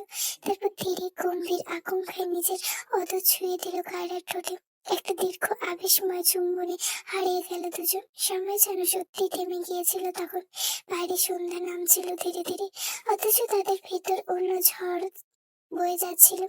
বিছানায় খুব ধীরে, খুব যত্ন নিয়ে চুমকাচ্ছিল কায়রাকে। কায়রার আঙুলে অজান্তে মুঠো করে চেপে ধরল বিছানার কাঁধ। আবেগ চোখ দুটো বন্ধ হয়ে এলো তার। বুকের ভেতর অদ্ভুত এক কাঁপুনি ছড়িয়ে পড়ল। ঠিক ততক্ষণ এভাবে কেটে গেল তা দুজনে কেউ জানল না। তখন তাদের মনে হচ্ছিল পৃথিবীর এক মুহূর্ত ছাড়া আর কিছুই গুরুত্বপূর্ণ নয়, হতেই পারে না। অবশেষে সুখবরটি জানিয়ে দিয়েছে বিভান আর প্রিয়াকে। খবরটা শুনে প্রিয়া স্বাভাবিক প্রতিক্রিয়া, খুশি হলেও বিভান চুপ ছিল। কেন জানি আর ভয় হচ্ছিল ভীষণ যদি তার বাবার ভালোবাসা বদলে যায়, যদি নতুন আসা ছোট্ট প্রাণগুলোর তাদের জায়গা কেড়ে নেয়। এই প্রশ্নগুলো নিঃশব্দে করে করে খাচ্ছিল ওকে। এদিকে ঘরের ভেতরে এক শান্ত বিকেল। চেয়ার টেনে পিছন বসেছে ছেলেমেয়ের সামনে, আর বিছানার ওপর বসে আছে প্রিয়া আর বিভান। পিছন কিছুক্ষণ ছেলেকে স্থির দেখলো, তারপর নরম কণ্ঠে জিজ্ঞেস করলো, প্রিন্স তুমি কি খুশি হওনি? প্রশ্নটা শেষ হতে প্রিয়া রেগে গিয়ে বলে উঠলো, কিসের খুশি হবে না ও? মানে কি ও সিবলিংস চায় না? সে হিসেবে পাপা তো আমাকেও ভালোবাসে। তোর ভাগে কম পড়ছে নাকি? বিভা নিচু গলায় বলল, তুই আর ওরা এক না আপু। হোয়াট? রাগে আরো কিছু বলতে চাচ্ছিল প্রিয়া, কিন্তু পিশানের একটুখানি দৃষ্টিতে সে থেমে গেল। পিশান ইশারায় মেয়েকে থামিয়ে দিয়েছে। ঘরটা আবার নীরব। পিশান ছেলের 2 হাত নিচের মুঠোয় নিল, তারপর আলতো করে সেখানে একটা চুমু রেখে বলল, তোমার কি আমার কখনো কায়রাকে মা ডাকতে বলেছি? বা কায়রা কি কখনো নিজেকে তোমাদের মা বলতে বলেছে? নিশ্চয়ই না, তাই না? তোমরা নিজেই মম ডাকা শুরু করেছিলে নিজেদের ইচ্ছেতে। আমি বাধা দিইনি, দিতেও পারতাম না, কারণ ভালোবাসা কখনো জোর করে হয় না। একটু থেমে বিশেন আবার বলল, এটা সত্যি যে কায়রা তোমার মা নয়, তেমনি এটাও সত্যি ওই ছোট্ট প্রাণ দুটো যে আমার। আমার কি ওদের ভালোবাসা উচিত নয় বিভান? বিভান ধীরে মাথা তুলে প্রশ্ন করলো, আমাদের থেকেও বেশি ভালোবাসবে বাবা? পিশানের ঠোঁটে এক মুহূর্তে শান্ত হাসি ফুটে উঠলো। ভালোবাসা কি কোনো দাড়িপাল্লা দিয়ে মাপা যায় প্রিন্স? তুমি, প্রিয়া, ওই দুটো বেবি সবাই আমার প্রাণ, না কম না বেশি। তবে হ্যাঁ, প্রিয়ার ব্যাপারটা একটুখানি আলাদা। আমি নিজেও স্বীকার করবো না এটা, জেনে রাখো। যদি আমি আমার কোনো সন্তানকে বাকিদের থেকে একটু বেশি ভালোবাসি থাকি, তাহলে সে সন্তান নিঃসন্দেহে প্রিয়া। প্রিয়া চমকে উঠলো, আর বিভানে অবাক হয়ে জিজ্ঞেস করলো, কেন? আপুকে বেশি কেন? পিহান দূরে কোথাও তাকিয়ে বলল, কারণ প্রিয়া আমার প্রথম সন্তান। প্রিয়া আমাকে প্রথম সে বাবা বাবা অনুভূতি দিয়েছে। প্রথম বাবা ডাকটা আমি ওর মুখ থেকে শুনেছি। ওই অনুভূতি বোঝাতে পারবো না তোমাদের। ওই ভালোবাসার দাঁড়িপাল্লা আমার সন্তানদের মাপা হলে প্রিয়ার দিকে ওজনটা একটু বেশি হবে। প্রিয়া প্রসন্ন হলো। পিশানের কথায় বিভানের নিজের ভিতরে অস্থিরতা থামলেও সে চুপ। হঠাৎ প্রিয়া মজা করে বলল, নে এবার আমাকে হিংসে কর, স্টুপিড ব্রেনলেস। পিশান সঙ্গে সঙ্গে থামিয়ে দিল মেয়েকে। এরপর বিভানের থেকে জানতে চাই, আরো কোনো অভিযোগ আছে বা সন্দেহ আছে আমাকে নিয়ে? বিভান ঠোঁট উল্টে বলল, আমি সবসময় ভুলভাল ভাবে কেন বাবা? কই আপু তো আমার মতো ভুল করে না। আমি কেন? আমি সত্যি তোমার ভালো ছেলে না? এইবার কোনো উত্তর নয়, শুধু পিছনের বুক ভরা আলিঙ্গন পেল বিভান। ছেলের পিঠে মৃদু হাত বুলিয়ে বলল, এইসব বলে না। তুমি আমার ভালো ছেলে, বেস্ট ছেলে, শুধু একটু ওভার থিঙ্কিং করে ফেলছো, ব্যাপার না? বিভান সরে এসে ছেলের মাথায় হাত বুলিয়ে দিতে দিতে বলে, একটা কথা মনে রাখবে বিভান, তোমরা প্রত্যেকে আমার কাছে সমান। তাই কোনো ভাই বোন নিয়ে মনে কখনো বিদ্বেষ রাখবে না। ভাই বোন পৃথিবীর সবচেয়ে সুন্দর সম্পর্কের নাম, বুঝছো? বিভান ধীরে মাথা নাড়ল। হঠাৎ সে বুঝছে। এরপর পিশান প্রিয়ার দিকে তাকিয়ে বলল, তাহলে প্রিন্সেস, তোমার কোনো অভিযোগ আছে কি পাপার প্রতি? প্রিয়া ভ্রু কুঁচকে বলল, সিরিয়াসলি পাপা আমাকে জিজ্ঞেস করছো এসব? আমি তোমার সেই ছোট্ট অবুঝ মেয়েটি নই, যথেষ্ট বুঝদার হয়েছি আমি, ভালো মন্দ দুটোই বুঝি। আর তোমার প্রতি অভিযোগের কথা স্বপ্নেও ভাবতে পারি না আমি। I just love you papa, more than anything. ভীষণ হেসে বলে, এত বড় কবে হয়ে গেলে? প্রিয়া আলতো হাসলো। ঠিক তখনই ঘরের দরজার সামনে দাঁড়ায় কায়রা। দরজায় দাঁড়িয়ে আলতো করে নক করলো সে। ভীষণ না তাকিয়ে বলল, অপরিচিতের মতন নক করে কেন কায়রা? জাস্ট কাম। কারণ ভেতরে এসে শান্ত গলায় বলল, উফ, ছেলে মেয়েদের তার বাবার সাথে প্রয়োজন কথাবার্তা থাকতেই পারে, এভাবে হুটহাট আমার ঢোকা উচিত না। কায়রা গিয়ে বিভানের পাশে বসে পড়লো। এরপর বিভানের দিকে তাকিয়ে বলল, তোমাকে আজও বুঝতে পারলাম না বিভান। কখনো যত্ন করো, কখনো দূরে ঠেলে দাও, কখনো মম ডাকো, কখনো আন্টি। তুমি আসলে কেমন বুঝি না আমি। বিভান সরল করে শান্তভাবে বলল, আমি কবে যত্ন করলাম তোমার? কায়রা হেসে উঠলো, কেন করনি? স্কুল থেকে ফেরার সময় টুকটাক আমার পছন্দের খাবার আনা, আমার উল্টো পাল্টা কাজ লুকানো, আমাকে তোমার পাপার বকার হাত থেকে বাঁচিয়ে নেওয়া, এসব করতে না তুমি? ওইগুলোকে কি বলে? বিভান মাথা নাড়ে। কারা হেসে হঠাৎ বিভাসানকে বলে, তোমাকে আজ সত্যিটা বলে দিই, হ্যাঁ?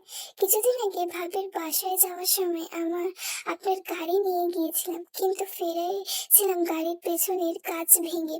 ওই দিন আপনি জিজ্ঞেস করেছিলেন না গাড়ির কাঁচ ভেঙেছে কে? ওই দিন আসলে কাঁচটা আমি ভেঙেছিলাম, কিন্তু বিভান দোষ নিজের ঘাড়ে নিয়ে বলল, ও বল লেগে কাঁচ ভেঙেছে। কথাটা হাডা মিথ্যা, সেদিনের সব দোষ আমার ছিল। পিশান চুপ করে রইল, থমকে গেছে সে, তার চোখে বিস্ময়। পিহাও অবাক। পিশান বিস্ময় হয়ে তাকায় ছেলের দিকে। বিভান কিছু বলে না, চুপ মেরে থাকে। কায়রা আবার বলল, শুধু তাই নয়, 2 মাস আগে সকালে যে কুলকুচির পানি পড়েছিল এক লোকের গায়ে, সেটা আমি ফেলেছিলাম। বিভান না, পিশান কি বুঝতে পারছে না। কায়রা এবার পিহা আর বিভানকে বলে, আমি কখনো তোমাদের দুজনের মা হতে পারবো না। পেটে ধরিয়ে নিয়ে যে তার এই সম্ভব না, এটা জানি। জীবন তো আর সিনেমা নয় যে তোমাকে আমাকে মেনে নেবে। আর মা হওয়ার মতন বোঝতার পরিপক্ক নই আমি। তাছাড়া অবাক করার বিষয় হলো, আমার পেটে যে দুটো রয়েছে ওদের ফিল করতে পারছি না। কিভাবে কি করবো কিছুই বুঝতে পারছি না। তোমার পাপা জানে সব। তবে হ্যাঁ, তোমাদের পাপার পর তোমাদের জীবনে যাকে সব মুহূর্তে পাশে পাবে সেই মানুষটা আমি হব। পিহার বেস্ট ফ্রেন্ড তো হয়ে গেছি, এবার বিভানের বাকি। আর ভালোবাসার কথা যদি বলো, তাহলে বলবো আমি তোমাদের দুজনকে ভালোবেসে ফেলেছি। আমি ওই রাগী অবুঝ বিভানকেও ভালোবাসি, আবার কেয়ারিং বিভানকেও ভালোবাসি। আমি আগাগোড়া মিষ্টি মিষ্টি পিহাকেও ভালোবাসি। পিহা এগিয়ে এসে কায়রার হাত ধরলো। খারাপ লাগছে তোমার কথা শুনে, সত্যি মম। মাকে খুব বেশি দিন না পেলেও আমরা হয়তো আমাদের মায়ের মতন তোমাকে কখনো ভালোবাসতে পারবো না, কারণ মা তো একজনই হয়। কিন্তু এখন পাপার পর তুমি আমার জীবনের সবচেয়ে গুরুত্বপূর্ণ মানুষ। তুমি আমার কমফর্ট জোন, আমি তোমাকে ভালোবাসি। কারা আলতো হাসি। হঠাৎ বিভান বলে, ভীষণ গলায় বলে উঠে, গম্ভীর গলায় বলে উঠে, আচ্ছা ভাই নাকি বোন হবে? এবার সবাই একসাথে হেসে উঠলো। বিভানের মুড চেঞ্জ হয়ে গেছে। কারা জিজ্ঞেস করলো, কি চাও তুমি? বোন, দুটো বোন আসুক। আপুটার সাথে প্রতিদিন ঝগড়াঝাটি হয় আমার। পিয়া তৎক্ষণাৎ বলে, না না, দুটো ভাই আসুক, বোন চাই না আমি। না, বোন আসবে দেখিস, তুই বেশি জানিস। কায়রা হেসে ফেলে, দুজনের বাচ্চা মেয়েতে। পিসা নিজেও হাসছে। সে আবার কায়রার দিকে তাকিয়ে বলল, খুশি এবার? বলেছিলাম না আমাদের ছেলে মেয়ে দুটো খুব বোঝদার, ওরা ভুল বুঝবে না, দেখছো? কায়রা হেসে বলল, জি বুঝলাম। পিছন এবার ভ্রু কুচকে জিজ্ঞেস করে, এবার তুমিও বলে ফেলো, এই রাগী গম্ভীর পিছনকে নিয়ে কোনো অভিযোগ আছে? কায়রা আলতা এসে পিছনের হাত দুটো আলতা করে ধরে বলল, আমার জীবনে একটা সুন্দর পূর্ণতা দেওয়ার জন্য ধন্যবাদ আপনাকে। কোনো অভিযোগ নেই, যা আছে শুধু একরা আকাশ সমান ভালোবাসা। পিছনের কুচকানো কপাল শিথিল হয়। কায়রার হাতের পিঠে ঠোঁট ছুঁয়ে দিয়ে বলল, same to you wifey, and I love you too. সন্ধ্যা পেরিয়ে রাত নামার মুখে। ঘর জুড়ে আধো অন্ধকার, জানলার ফাঁক গলে আসে বাতাসে পর্দাগুলো ধীরে ধীরে দুলছে। বিছানার একপাশে উপর হয়ে গম্ভীরে ঘুমে ডুবে আছে কাবির। ক্লান্ত শরীরটা নিশ্চিন্তে এলিয়ে দিয়েছে নরম বালিশে। অথচ তার পাশে বসে আছে প্রীতিশা। বুকের ভেতর ঝড় বইছে আজ। হতভম্ব হয়ে বসে আছে সে, দুই হাতে শক্ত করে ধরা দুটো প্রেগনেন্সি কিট। সাদা সরু স্টিপের ওপর জলজল করছে দুটো লাল দাগ। স্পষ্ট নির্ভুল বার্তা দিচ্ছে সে, কিন্তু বউ কেউ আসছে। কিন্তু এই আশা তো এখনই হওয়ার কথা ছিল না। তাতে স্বামী স্ত্রী কারোরই পরিকল্পনা ছিল না এখনই। প্রীতিশা চাইলেও, কাবির নিজেও বলেছিল পড়াশোনা শেষ হোক আগে, তারপর বাচ্চা নিয়ে ভাববে। তবে প্রীতিশাও মেনে নিয়েছিল কথাটা। তবে তো সেকেন্ড ইয়ারে উঠেছে সে। সামনে লম্বা পথ, নিজের স্বপ্ন একটা জার্নি। এক হাতে সব সামলে এত কিছুর মাঝে একটা ছোট্ট প্রাণকে কিভাবে সামলাবে সে? তবুও জীবনে সবকিছু বোধহয় পরিকল্পনা মেনে আসে না। সে যে আশা, সে উপরওয়ালার ইচ্ছেতেই আসে, তাকে আটকানোর সাধ্যই কোনো মানুষের নেই। হঠাৎ কাবির ঘুমের ঘোরে সামান্য নড়ে চড়ে উঠলো। প্রতিশা কাপা হাতে তার পিঠে চাপড় দিল। কাবির, এই কাবির, উঠো তো। কাবির চোখ না খুলে উপাস ফিরে শুয়ে ঘুমড়ে বলল, ডাকছো না সোনা? ঘুম পুরা হয় নাই আমার, উঠো না প্লিজ, কথা আছে। রাইতে কোনো শুনু নেই। প্রীতিশের বুকের ভেতর ভয়, দুশ্চিন্তা, বিস্ময় সব একসাথে জমে উঠেছে।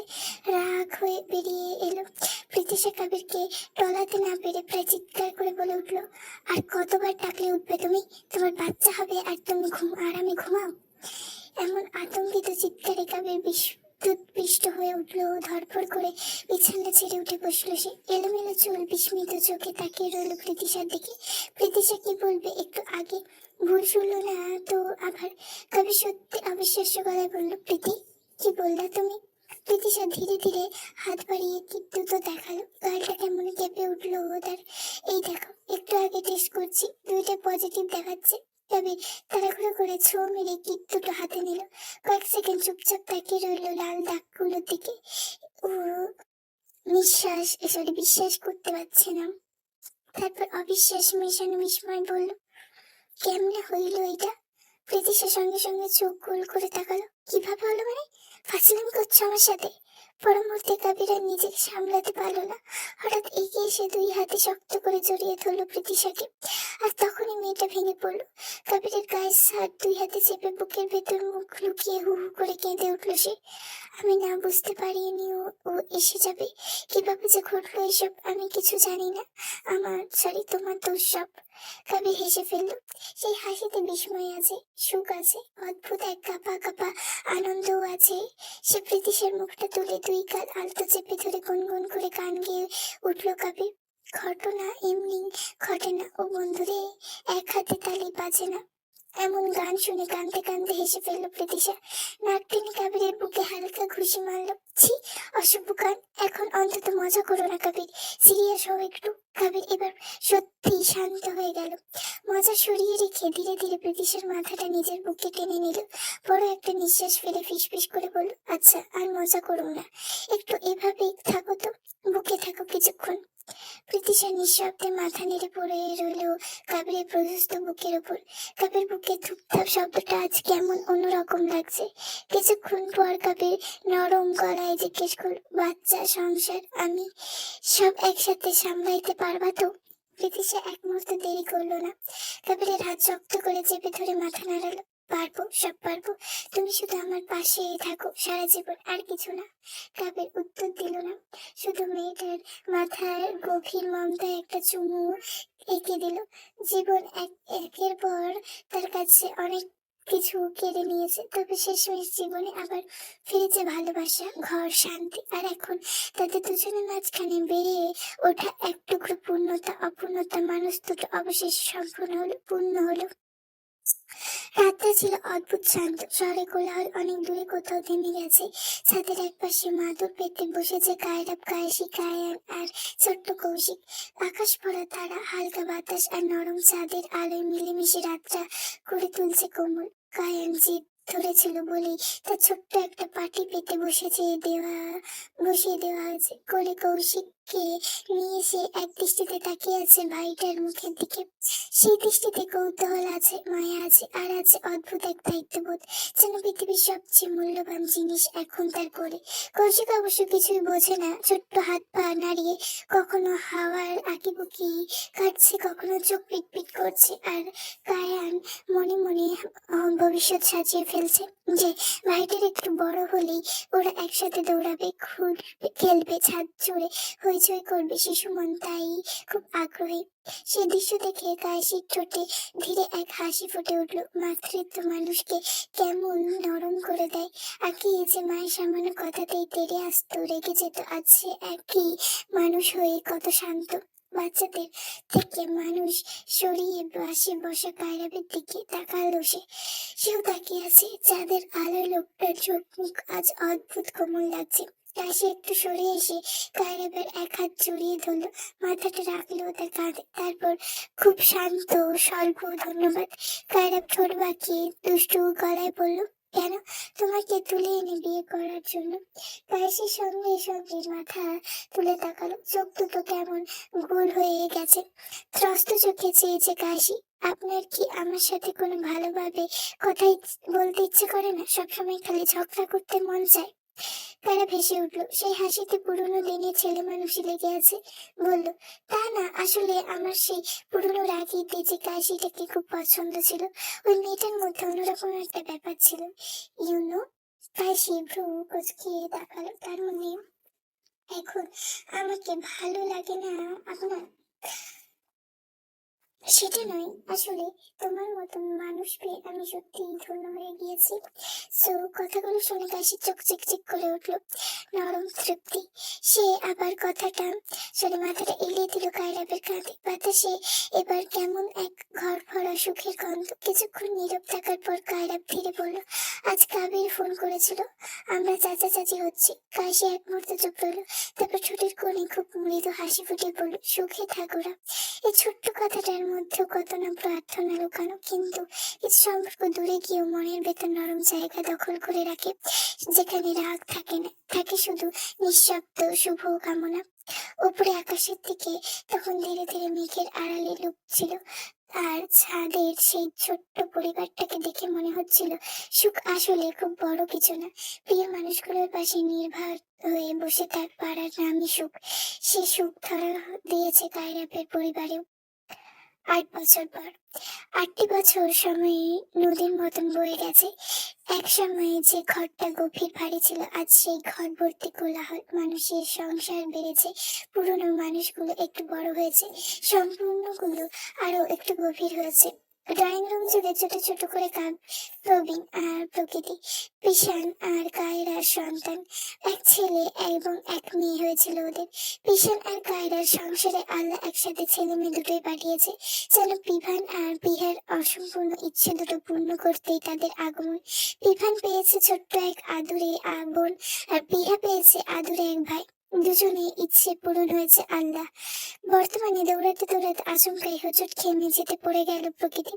সঙ্গে সঙ্গে ঘরময়ে ভেসে উঠল তার কান্নায়। পড়ে গিয়ে উচ্চস্বরে কাঁদা শুরু করলো পিশানের আদুরে কন্যা। সে কান্নার শব্দ বিভানের বুকের ভেতরে গিয়ে লাগলো। শব্দ পেয়ে দরজার দিকের থেকে দ্রুত ছুটে এলো বিভান। এই বিভান আর সে ছোট্ট ভীতু ছেলেটি নেই, সময়টাকে লম্বা করেছে, পরিণত করেছে। সে এখন ভার্সিটির অধ্যয়নরত যুবক, শরীরে বুদ্ধিতে প্রাপ্তবয়স্ক হয়েছে। সে কাঁধে দায়িত্ব মানিয়েছে, সবাইকে এনে নিয়েছে আশ্রয়ের নিশ্চয়তা। তাই এসেই সে বোনকে কোলে তুলে নিল, বারবার গালে কপালে চুমু খেতে খেতে নরম স্বরে বলে, ও কাঁদো না বনু, এই তো ভাইয়া এসেছি। ও বড় ভাইয়ের বুক পেতে প্রকৃতির কান্না ধীরে ধীরে থেমে গেল। পিছানির পর বিভানকে সবচেয়ে বেশি ভালোবাসে প্রকৃতি। ভাইয়ের আদর পেয়ে খুব ফোফাতে ফোফাতে সে ছোট্ট আঙুল তুলে নালিশ করলো, ওই প্রবীণ আমাকে ধাক্কা দিয়েছে ভাইয়া, ওকে এক্ষুনি মারো। প্রবীণ সঙ্গে সঙ্গে প্রতিবাদ করে উঠলো, না ভাইয়া, আমি ধাক্কা দিইনি, দেখ খেলতে গিয়ে পড়ে গেছে ও, কত বড় মিথ্যুক দেখো, সব দোষ আমার ঘাড়ে দিচ্ছে, মমকে বলে দেবো আমি। বিভান এবার চোখ শুরু করে তাকালো প্রকৃতির দিকে। প্রকৃতি তখন কৌশলী মুখ করে ভাইয়াকে গলাতে, ভাইয়ের গালে টুপ করে একটা চুমকে বলল, আমি সত্যি বলছি ভাইয়া, ওই প্রবীণ একটা পচা ছেলে। আর হাসি চেপে রাখতে পারলো না বিভান। সে বোনের নাক টিপে দিয়ে বলল, ওরে আমাকে পটানো হচ্ছে নাকি? তারপর বিভান প্রবীণের দিকে তাকে বলল, শোনো, আপুর ঘরে গিয়ে দেখো তো আপু রেডি হয়েছে কিনা, লোকজন চলে আসবে একটু পর, আমি প্রকৃতিকে রেডি করিয়ে আনছি, ওকে? এই বলে ভৌ দৌড় দিল প্রবীণ, আর প্রকৃতি খিলখিল করে হাসতে হাসতে ভাইয়ের কোলে গা এলিয়ে দিল। এইদিকে প্রবীণের দিকে উকিয়ে দিল পিহার ঘরে, আপু রেডি তুমি, ভাইয়া পাঠিয়েছে আমাকে। আয়নার সামনে দাঁড়িয়ে শাড়ির কুচি ঠিক করছে পিহা। সে পিহা ষোড়শী বয়স পেরিয়ে এখন পূর্ণ যুবতী। মেডিকেলে একসাথে ইন্টার্ন করছে সে আর সরিদায়। আজ আনুষ্ঠানিক নাম দিতে যেমনটি তারা ভেবে রেখেছিল। এদিকে পিহা কুচি সামলাতে সামলাতে বলল, হ্যাঁ রে ভাই, রেডি, কিন্তু কুচিটা একটু ধরে দিবি। বিভান প্রবীণ বাধ্য ছেলের মতো এগিয়ে গিয়ে মেঝেতে বসে এক এক করে শাড়ির কুচিগুলো গুছিয়ে ধরতে লাগলো। কাছে এসে খুশি হয়ে পিয়া ওর গাল টিপে বলে, থ্যাংক ইউ ভাই। আচ্ছা পাপা বাড়িতেই ফিরেছে? প্রবীণ কাঁধ পাকিয়ে বলল, কি জানি, শুধু ভাইয়াকে দেখলাম। পিহা আর কিছু বলল না, ওর হাত ধরে বেরিয়ে এলো বাইরে। এসে দেখলো সোফার উপর রাজকন্যার মতো বসে আছে প্রকৃতি। লাল টকটাকে ফ্রক পরিয়ে দিয়েছে বিভান, তাই প্রকৃতি বসে বসে পা দোলাচ্ছে, তার নিজের ফ্রকের ঝালর নিয়ে খেলছে। মেয়েটার অবিকল পিশানের মতন হয়েছে চোখ দুটো পর্যন্ত, আর প্রবণ হয়েছে কায়রার শান্ত মায়াময় চেহারা। পিহা হেসে জিজ্ঞেস করলো, বনু মম কোথায় রে? রান্নাঘরে। উত্তর শুনে রান্নাঘরের দিকে হাঁটলো সে। নিশ্চয়ই কায়রা একা হাতে সব সামলাচ্ছে। ঠিক তখনই দরজা ঠেলে ভেতরে ঢুকলো পিশান, 2 হাত ভর্তি মিষ্টি বাক্স আত্মীয়দের জন্য। বাবা! বিশানকে দেখে চিৎকার করে দৌড়ে এলো প্রকৃতি। এত বছর পরে বিশান এখনো সেই আগের মতনই আছে। সত্যি বিশানের বয়স যেন আর বদলাতেই চাইছে না। 47 বছর বয়সে বিশান কেউ বলবে না। মেয়েকে দৌড়ে আসতে দেখে বিশান তড়িঘড়ি হাতে থাকা বক্সগুলো সেখানে নামিয়ে মেয়েকে এক ঝটকায় কোলে তুলে নিল। ফোলা ফোলা গালে এক গাদা চুমু খেয়ে বলল, মাম্মা, পড়ে যেতে তুমি, এভাবে দৌড়ে আসে না। বাবা তো তোমার কাছেই আসতাম। প্রকৃতি কিছু না বলে বাবাকে বুকের মুখে গুজে রইল। মেয়েটার কোলে নিতে ভীষণ এগিয়ে এলো প্রবীণের কাছে। ছেলের মাথায় চুমু খেয়ে জিজ্ঞেস করলো, বাকিরা কই বাবা? প্রবীণ কিছু বলার আগেই সামনে এসে দাঁড়ালো পিহা। কিন্তু এবার পিহার মুখটা অন্যরকম, অদ্ভুত ভাব। এদিকে শাড়ি পরা মেয়েটাকে দেখে বিশানের চোখে মুহূর্তে ধাঁধিয়ে গেল। মেয়েকে প্রশংসা করে বলল, প্রিন্সেস, শাড়িতে তোমাকে জাস্ট অপূর্ব লাগছে, কিন্তু গলা খালি কেন? একটা স্পেশাল নেকলেস পরতে পারতে তো। প্রিয়া মুচকি এসে বলল, থ্যাংক ইউ বাবা, কিন্তু নেকলেস লাগবে না। তারপর একটু থেমে পিসান জিজ্ঞেস করলো, সহিতায় কখন আসবে? কিছু বলেছে তোমাকে? বেরিয়েছে, রাস্তায় আছে। এরপরে পিহার মুখে ভঙ্গি হঠাৎ বদলে গেছে। জিভ দিয়ে ঠোঁট ভিজে পিহা ধীরে গলায় বলে উঠলো, বাবা, তুমি একটু মামের কাছে যাও তো, বোনকে দাও আমার কাছে। পিছনের বুকটা ধক করে উঠলো আচমকা। মেয়ের মুখে এমন অদ্ভুত ভাব নজরে এসেছে তারও। পিহা পাল্টে যাওয়ার মুখ দেখে ঘাবড়ে গেল পিছন। ততক্ষণে প্রকৃতির কোলে তুলে নিয়েছে পিয়া। উদ্বিগ্ন স্বরে পিছন বলল, কি হয়েছে প্রিন্সেস, তোমার মুখটা এমন লাগছে কেন? Anything wrong? পিয়া হেসে মাথা নিয়ে বলল, ধুর বাবা, সব ঠিক আছে, আসলে একটু শকড হয়েছি। তুমি যাও না মমের কাছে, গুড নিউজ আছে, দ্রুত যাও। পিছনের মাথায় তৎক্ষণাৎ ধরল না পিহের কথা, তাই আর কিছু না ভেবে ঘরের দিকে দ্রুত পা চালালো পিছন। ঘরে ঢুকতে দেখলো কায়রা বিছানায় বসে আছে চুপচাপ। পিছন যাওয়ার আগে দেখেছিল মেয়েটা রান্নাঘরে ব্যস্ত, কিন্তু সে এখন এমন নিশ্চুপ কেন? উদ্বিগ্ন হয়ে এগিয়ে গিয়ে কায়রার কপালে গলায় হাত বোলালো পিছন, কিন্তু না, সব স্বাভাবিক। তাই জানতে চাইল, শরীর খারাপ লাগছে? কায়রা মাথা নেড়ে বলল, না। পিছন অধৈর্য হয়ে বলে, তাহলে এভাবে বসে আছো কেন? এভাবে বসে থাকলে মেয়ে তো তুমি নাও, কি হয়েছে বলো। কায়রা ধীরে ঢোক গিলে পিছনের হাতটা নিয়ে নিজের পেটের উপর রাখলো। তারপর মৃদু গলে ভয় ভয় বলল, আপনার ডাক্তার মেয়ে এসে আমাকে দেখে গেল। পিহাত চেক করে বলছে আপনি আবার বাবা হতে চলেছেন। পিছনের চোখ বিস্ময়ে বড় হয়ে গেল, ঠোঁট ফাঁক করে রইল বিস্ময়। কায়রা নিচু স্বরে বলল, এবার মানুষ কি বলবে? মেয়ে বিয়ে দেবো আমরা, আর এখন আবার। কায়রার কথা শেষ করতেই দিল না পিছন। হালকা ধমকে ছুটে বলল, অন্য মানুষ আমার ছেলে মেয়ে বড় করবে, খাওয়াবে, পড়াবে, তাহলে মানুষের কথা এত ভাবছো কেন? আশ্চর্য কথাবার্তা। তারপর পিছন কায়রার কপালে ঠোঁট ছুঁয়ে নরম গলায় বলল, আর মেয়ে বিয়ে দেবো তো কি হয়েছে? কোনো পাপ করে ফেলেছি আমরা? এটা ব্লেসিং আমাদের জন্য। তাছাড়া পিছন always prepared to welcome his child into that world. তারা চোখ ভিজে উঠল নিমিষে। পিছনের এই সহজ কথাগুলো বারবার আপ্লুত করে কায়রাকে। সে এগিয়ে এসে জড়িয়ে ধরল পিছনকে। পিছন বুকের ভেতর আঁকলে নিল তার সমস্ত পৃথিবীটাকে। এটাই ছিল এই যুগে তাদের রূপকথার গল্প, যেখানে 3জন রাজা ছিল, 3জন রানী ছিল, আর ছিল তাদের রাজপুত্ররা এবং রাজকন্যারা। সম্পূর্ণ ভালোবাসার অপেক্ষা অভিমানের পর্ব পেরিয়ে পূর্ণতা পেয়েছিল শেষমেশ। সবাই নিজের মতো করে সুখ খুঁজে পেয়েছিল, আর তারপর ভালোবাসার রাজ্যে আপন মানুষের নিয়ে তারা সুখে বসবাস করতে লাগলো। যদি ভালো লেগে থাকে তাহলে like, comment, share and subscribe. যদি কোনো ভুল ত্রুটি হয় ক্ষমাশূন্য দৃষ্টিতে দেখবেন, আর ভুল হলে সেটা আমাকে একটু ধরিয়ে দেওয়ার চেষ্টা করবেন। আর like, comment, share and subscribe please. তোমাদের এইটুকুনি ভালোবাসাই আমার দরকার।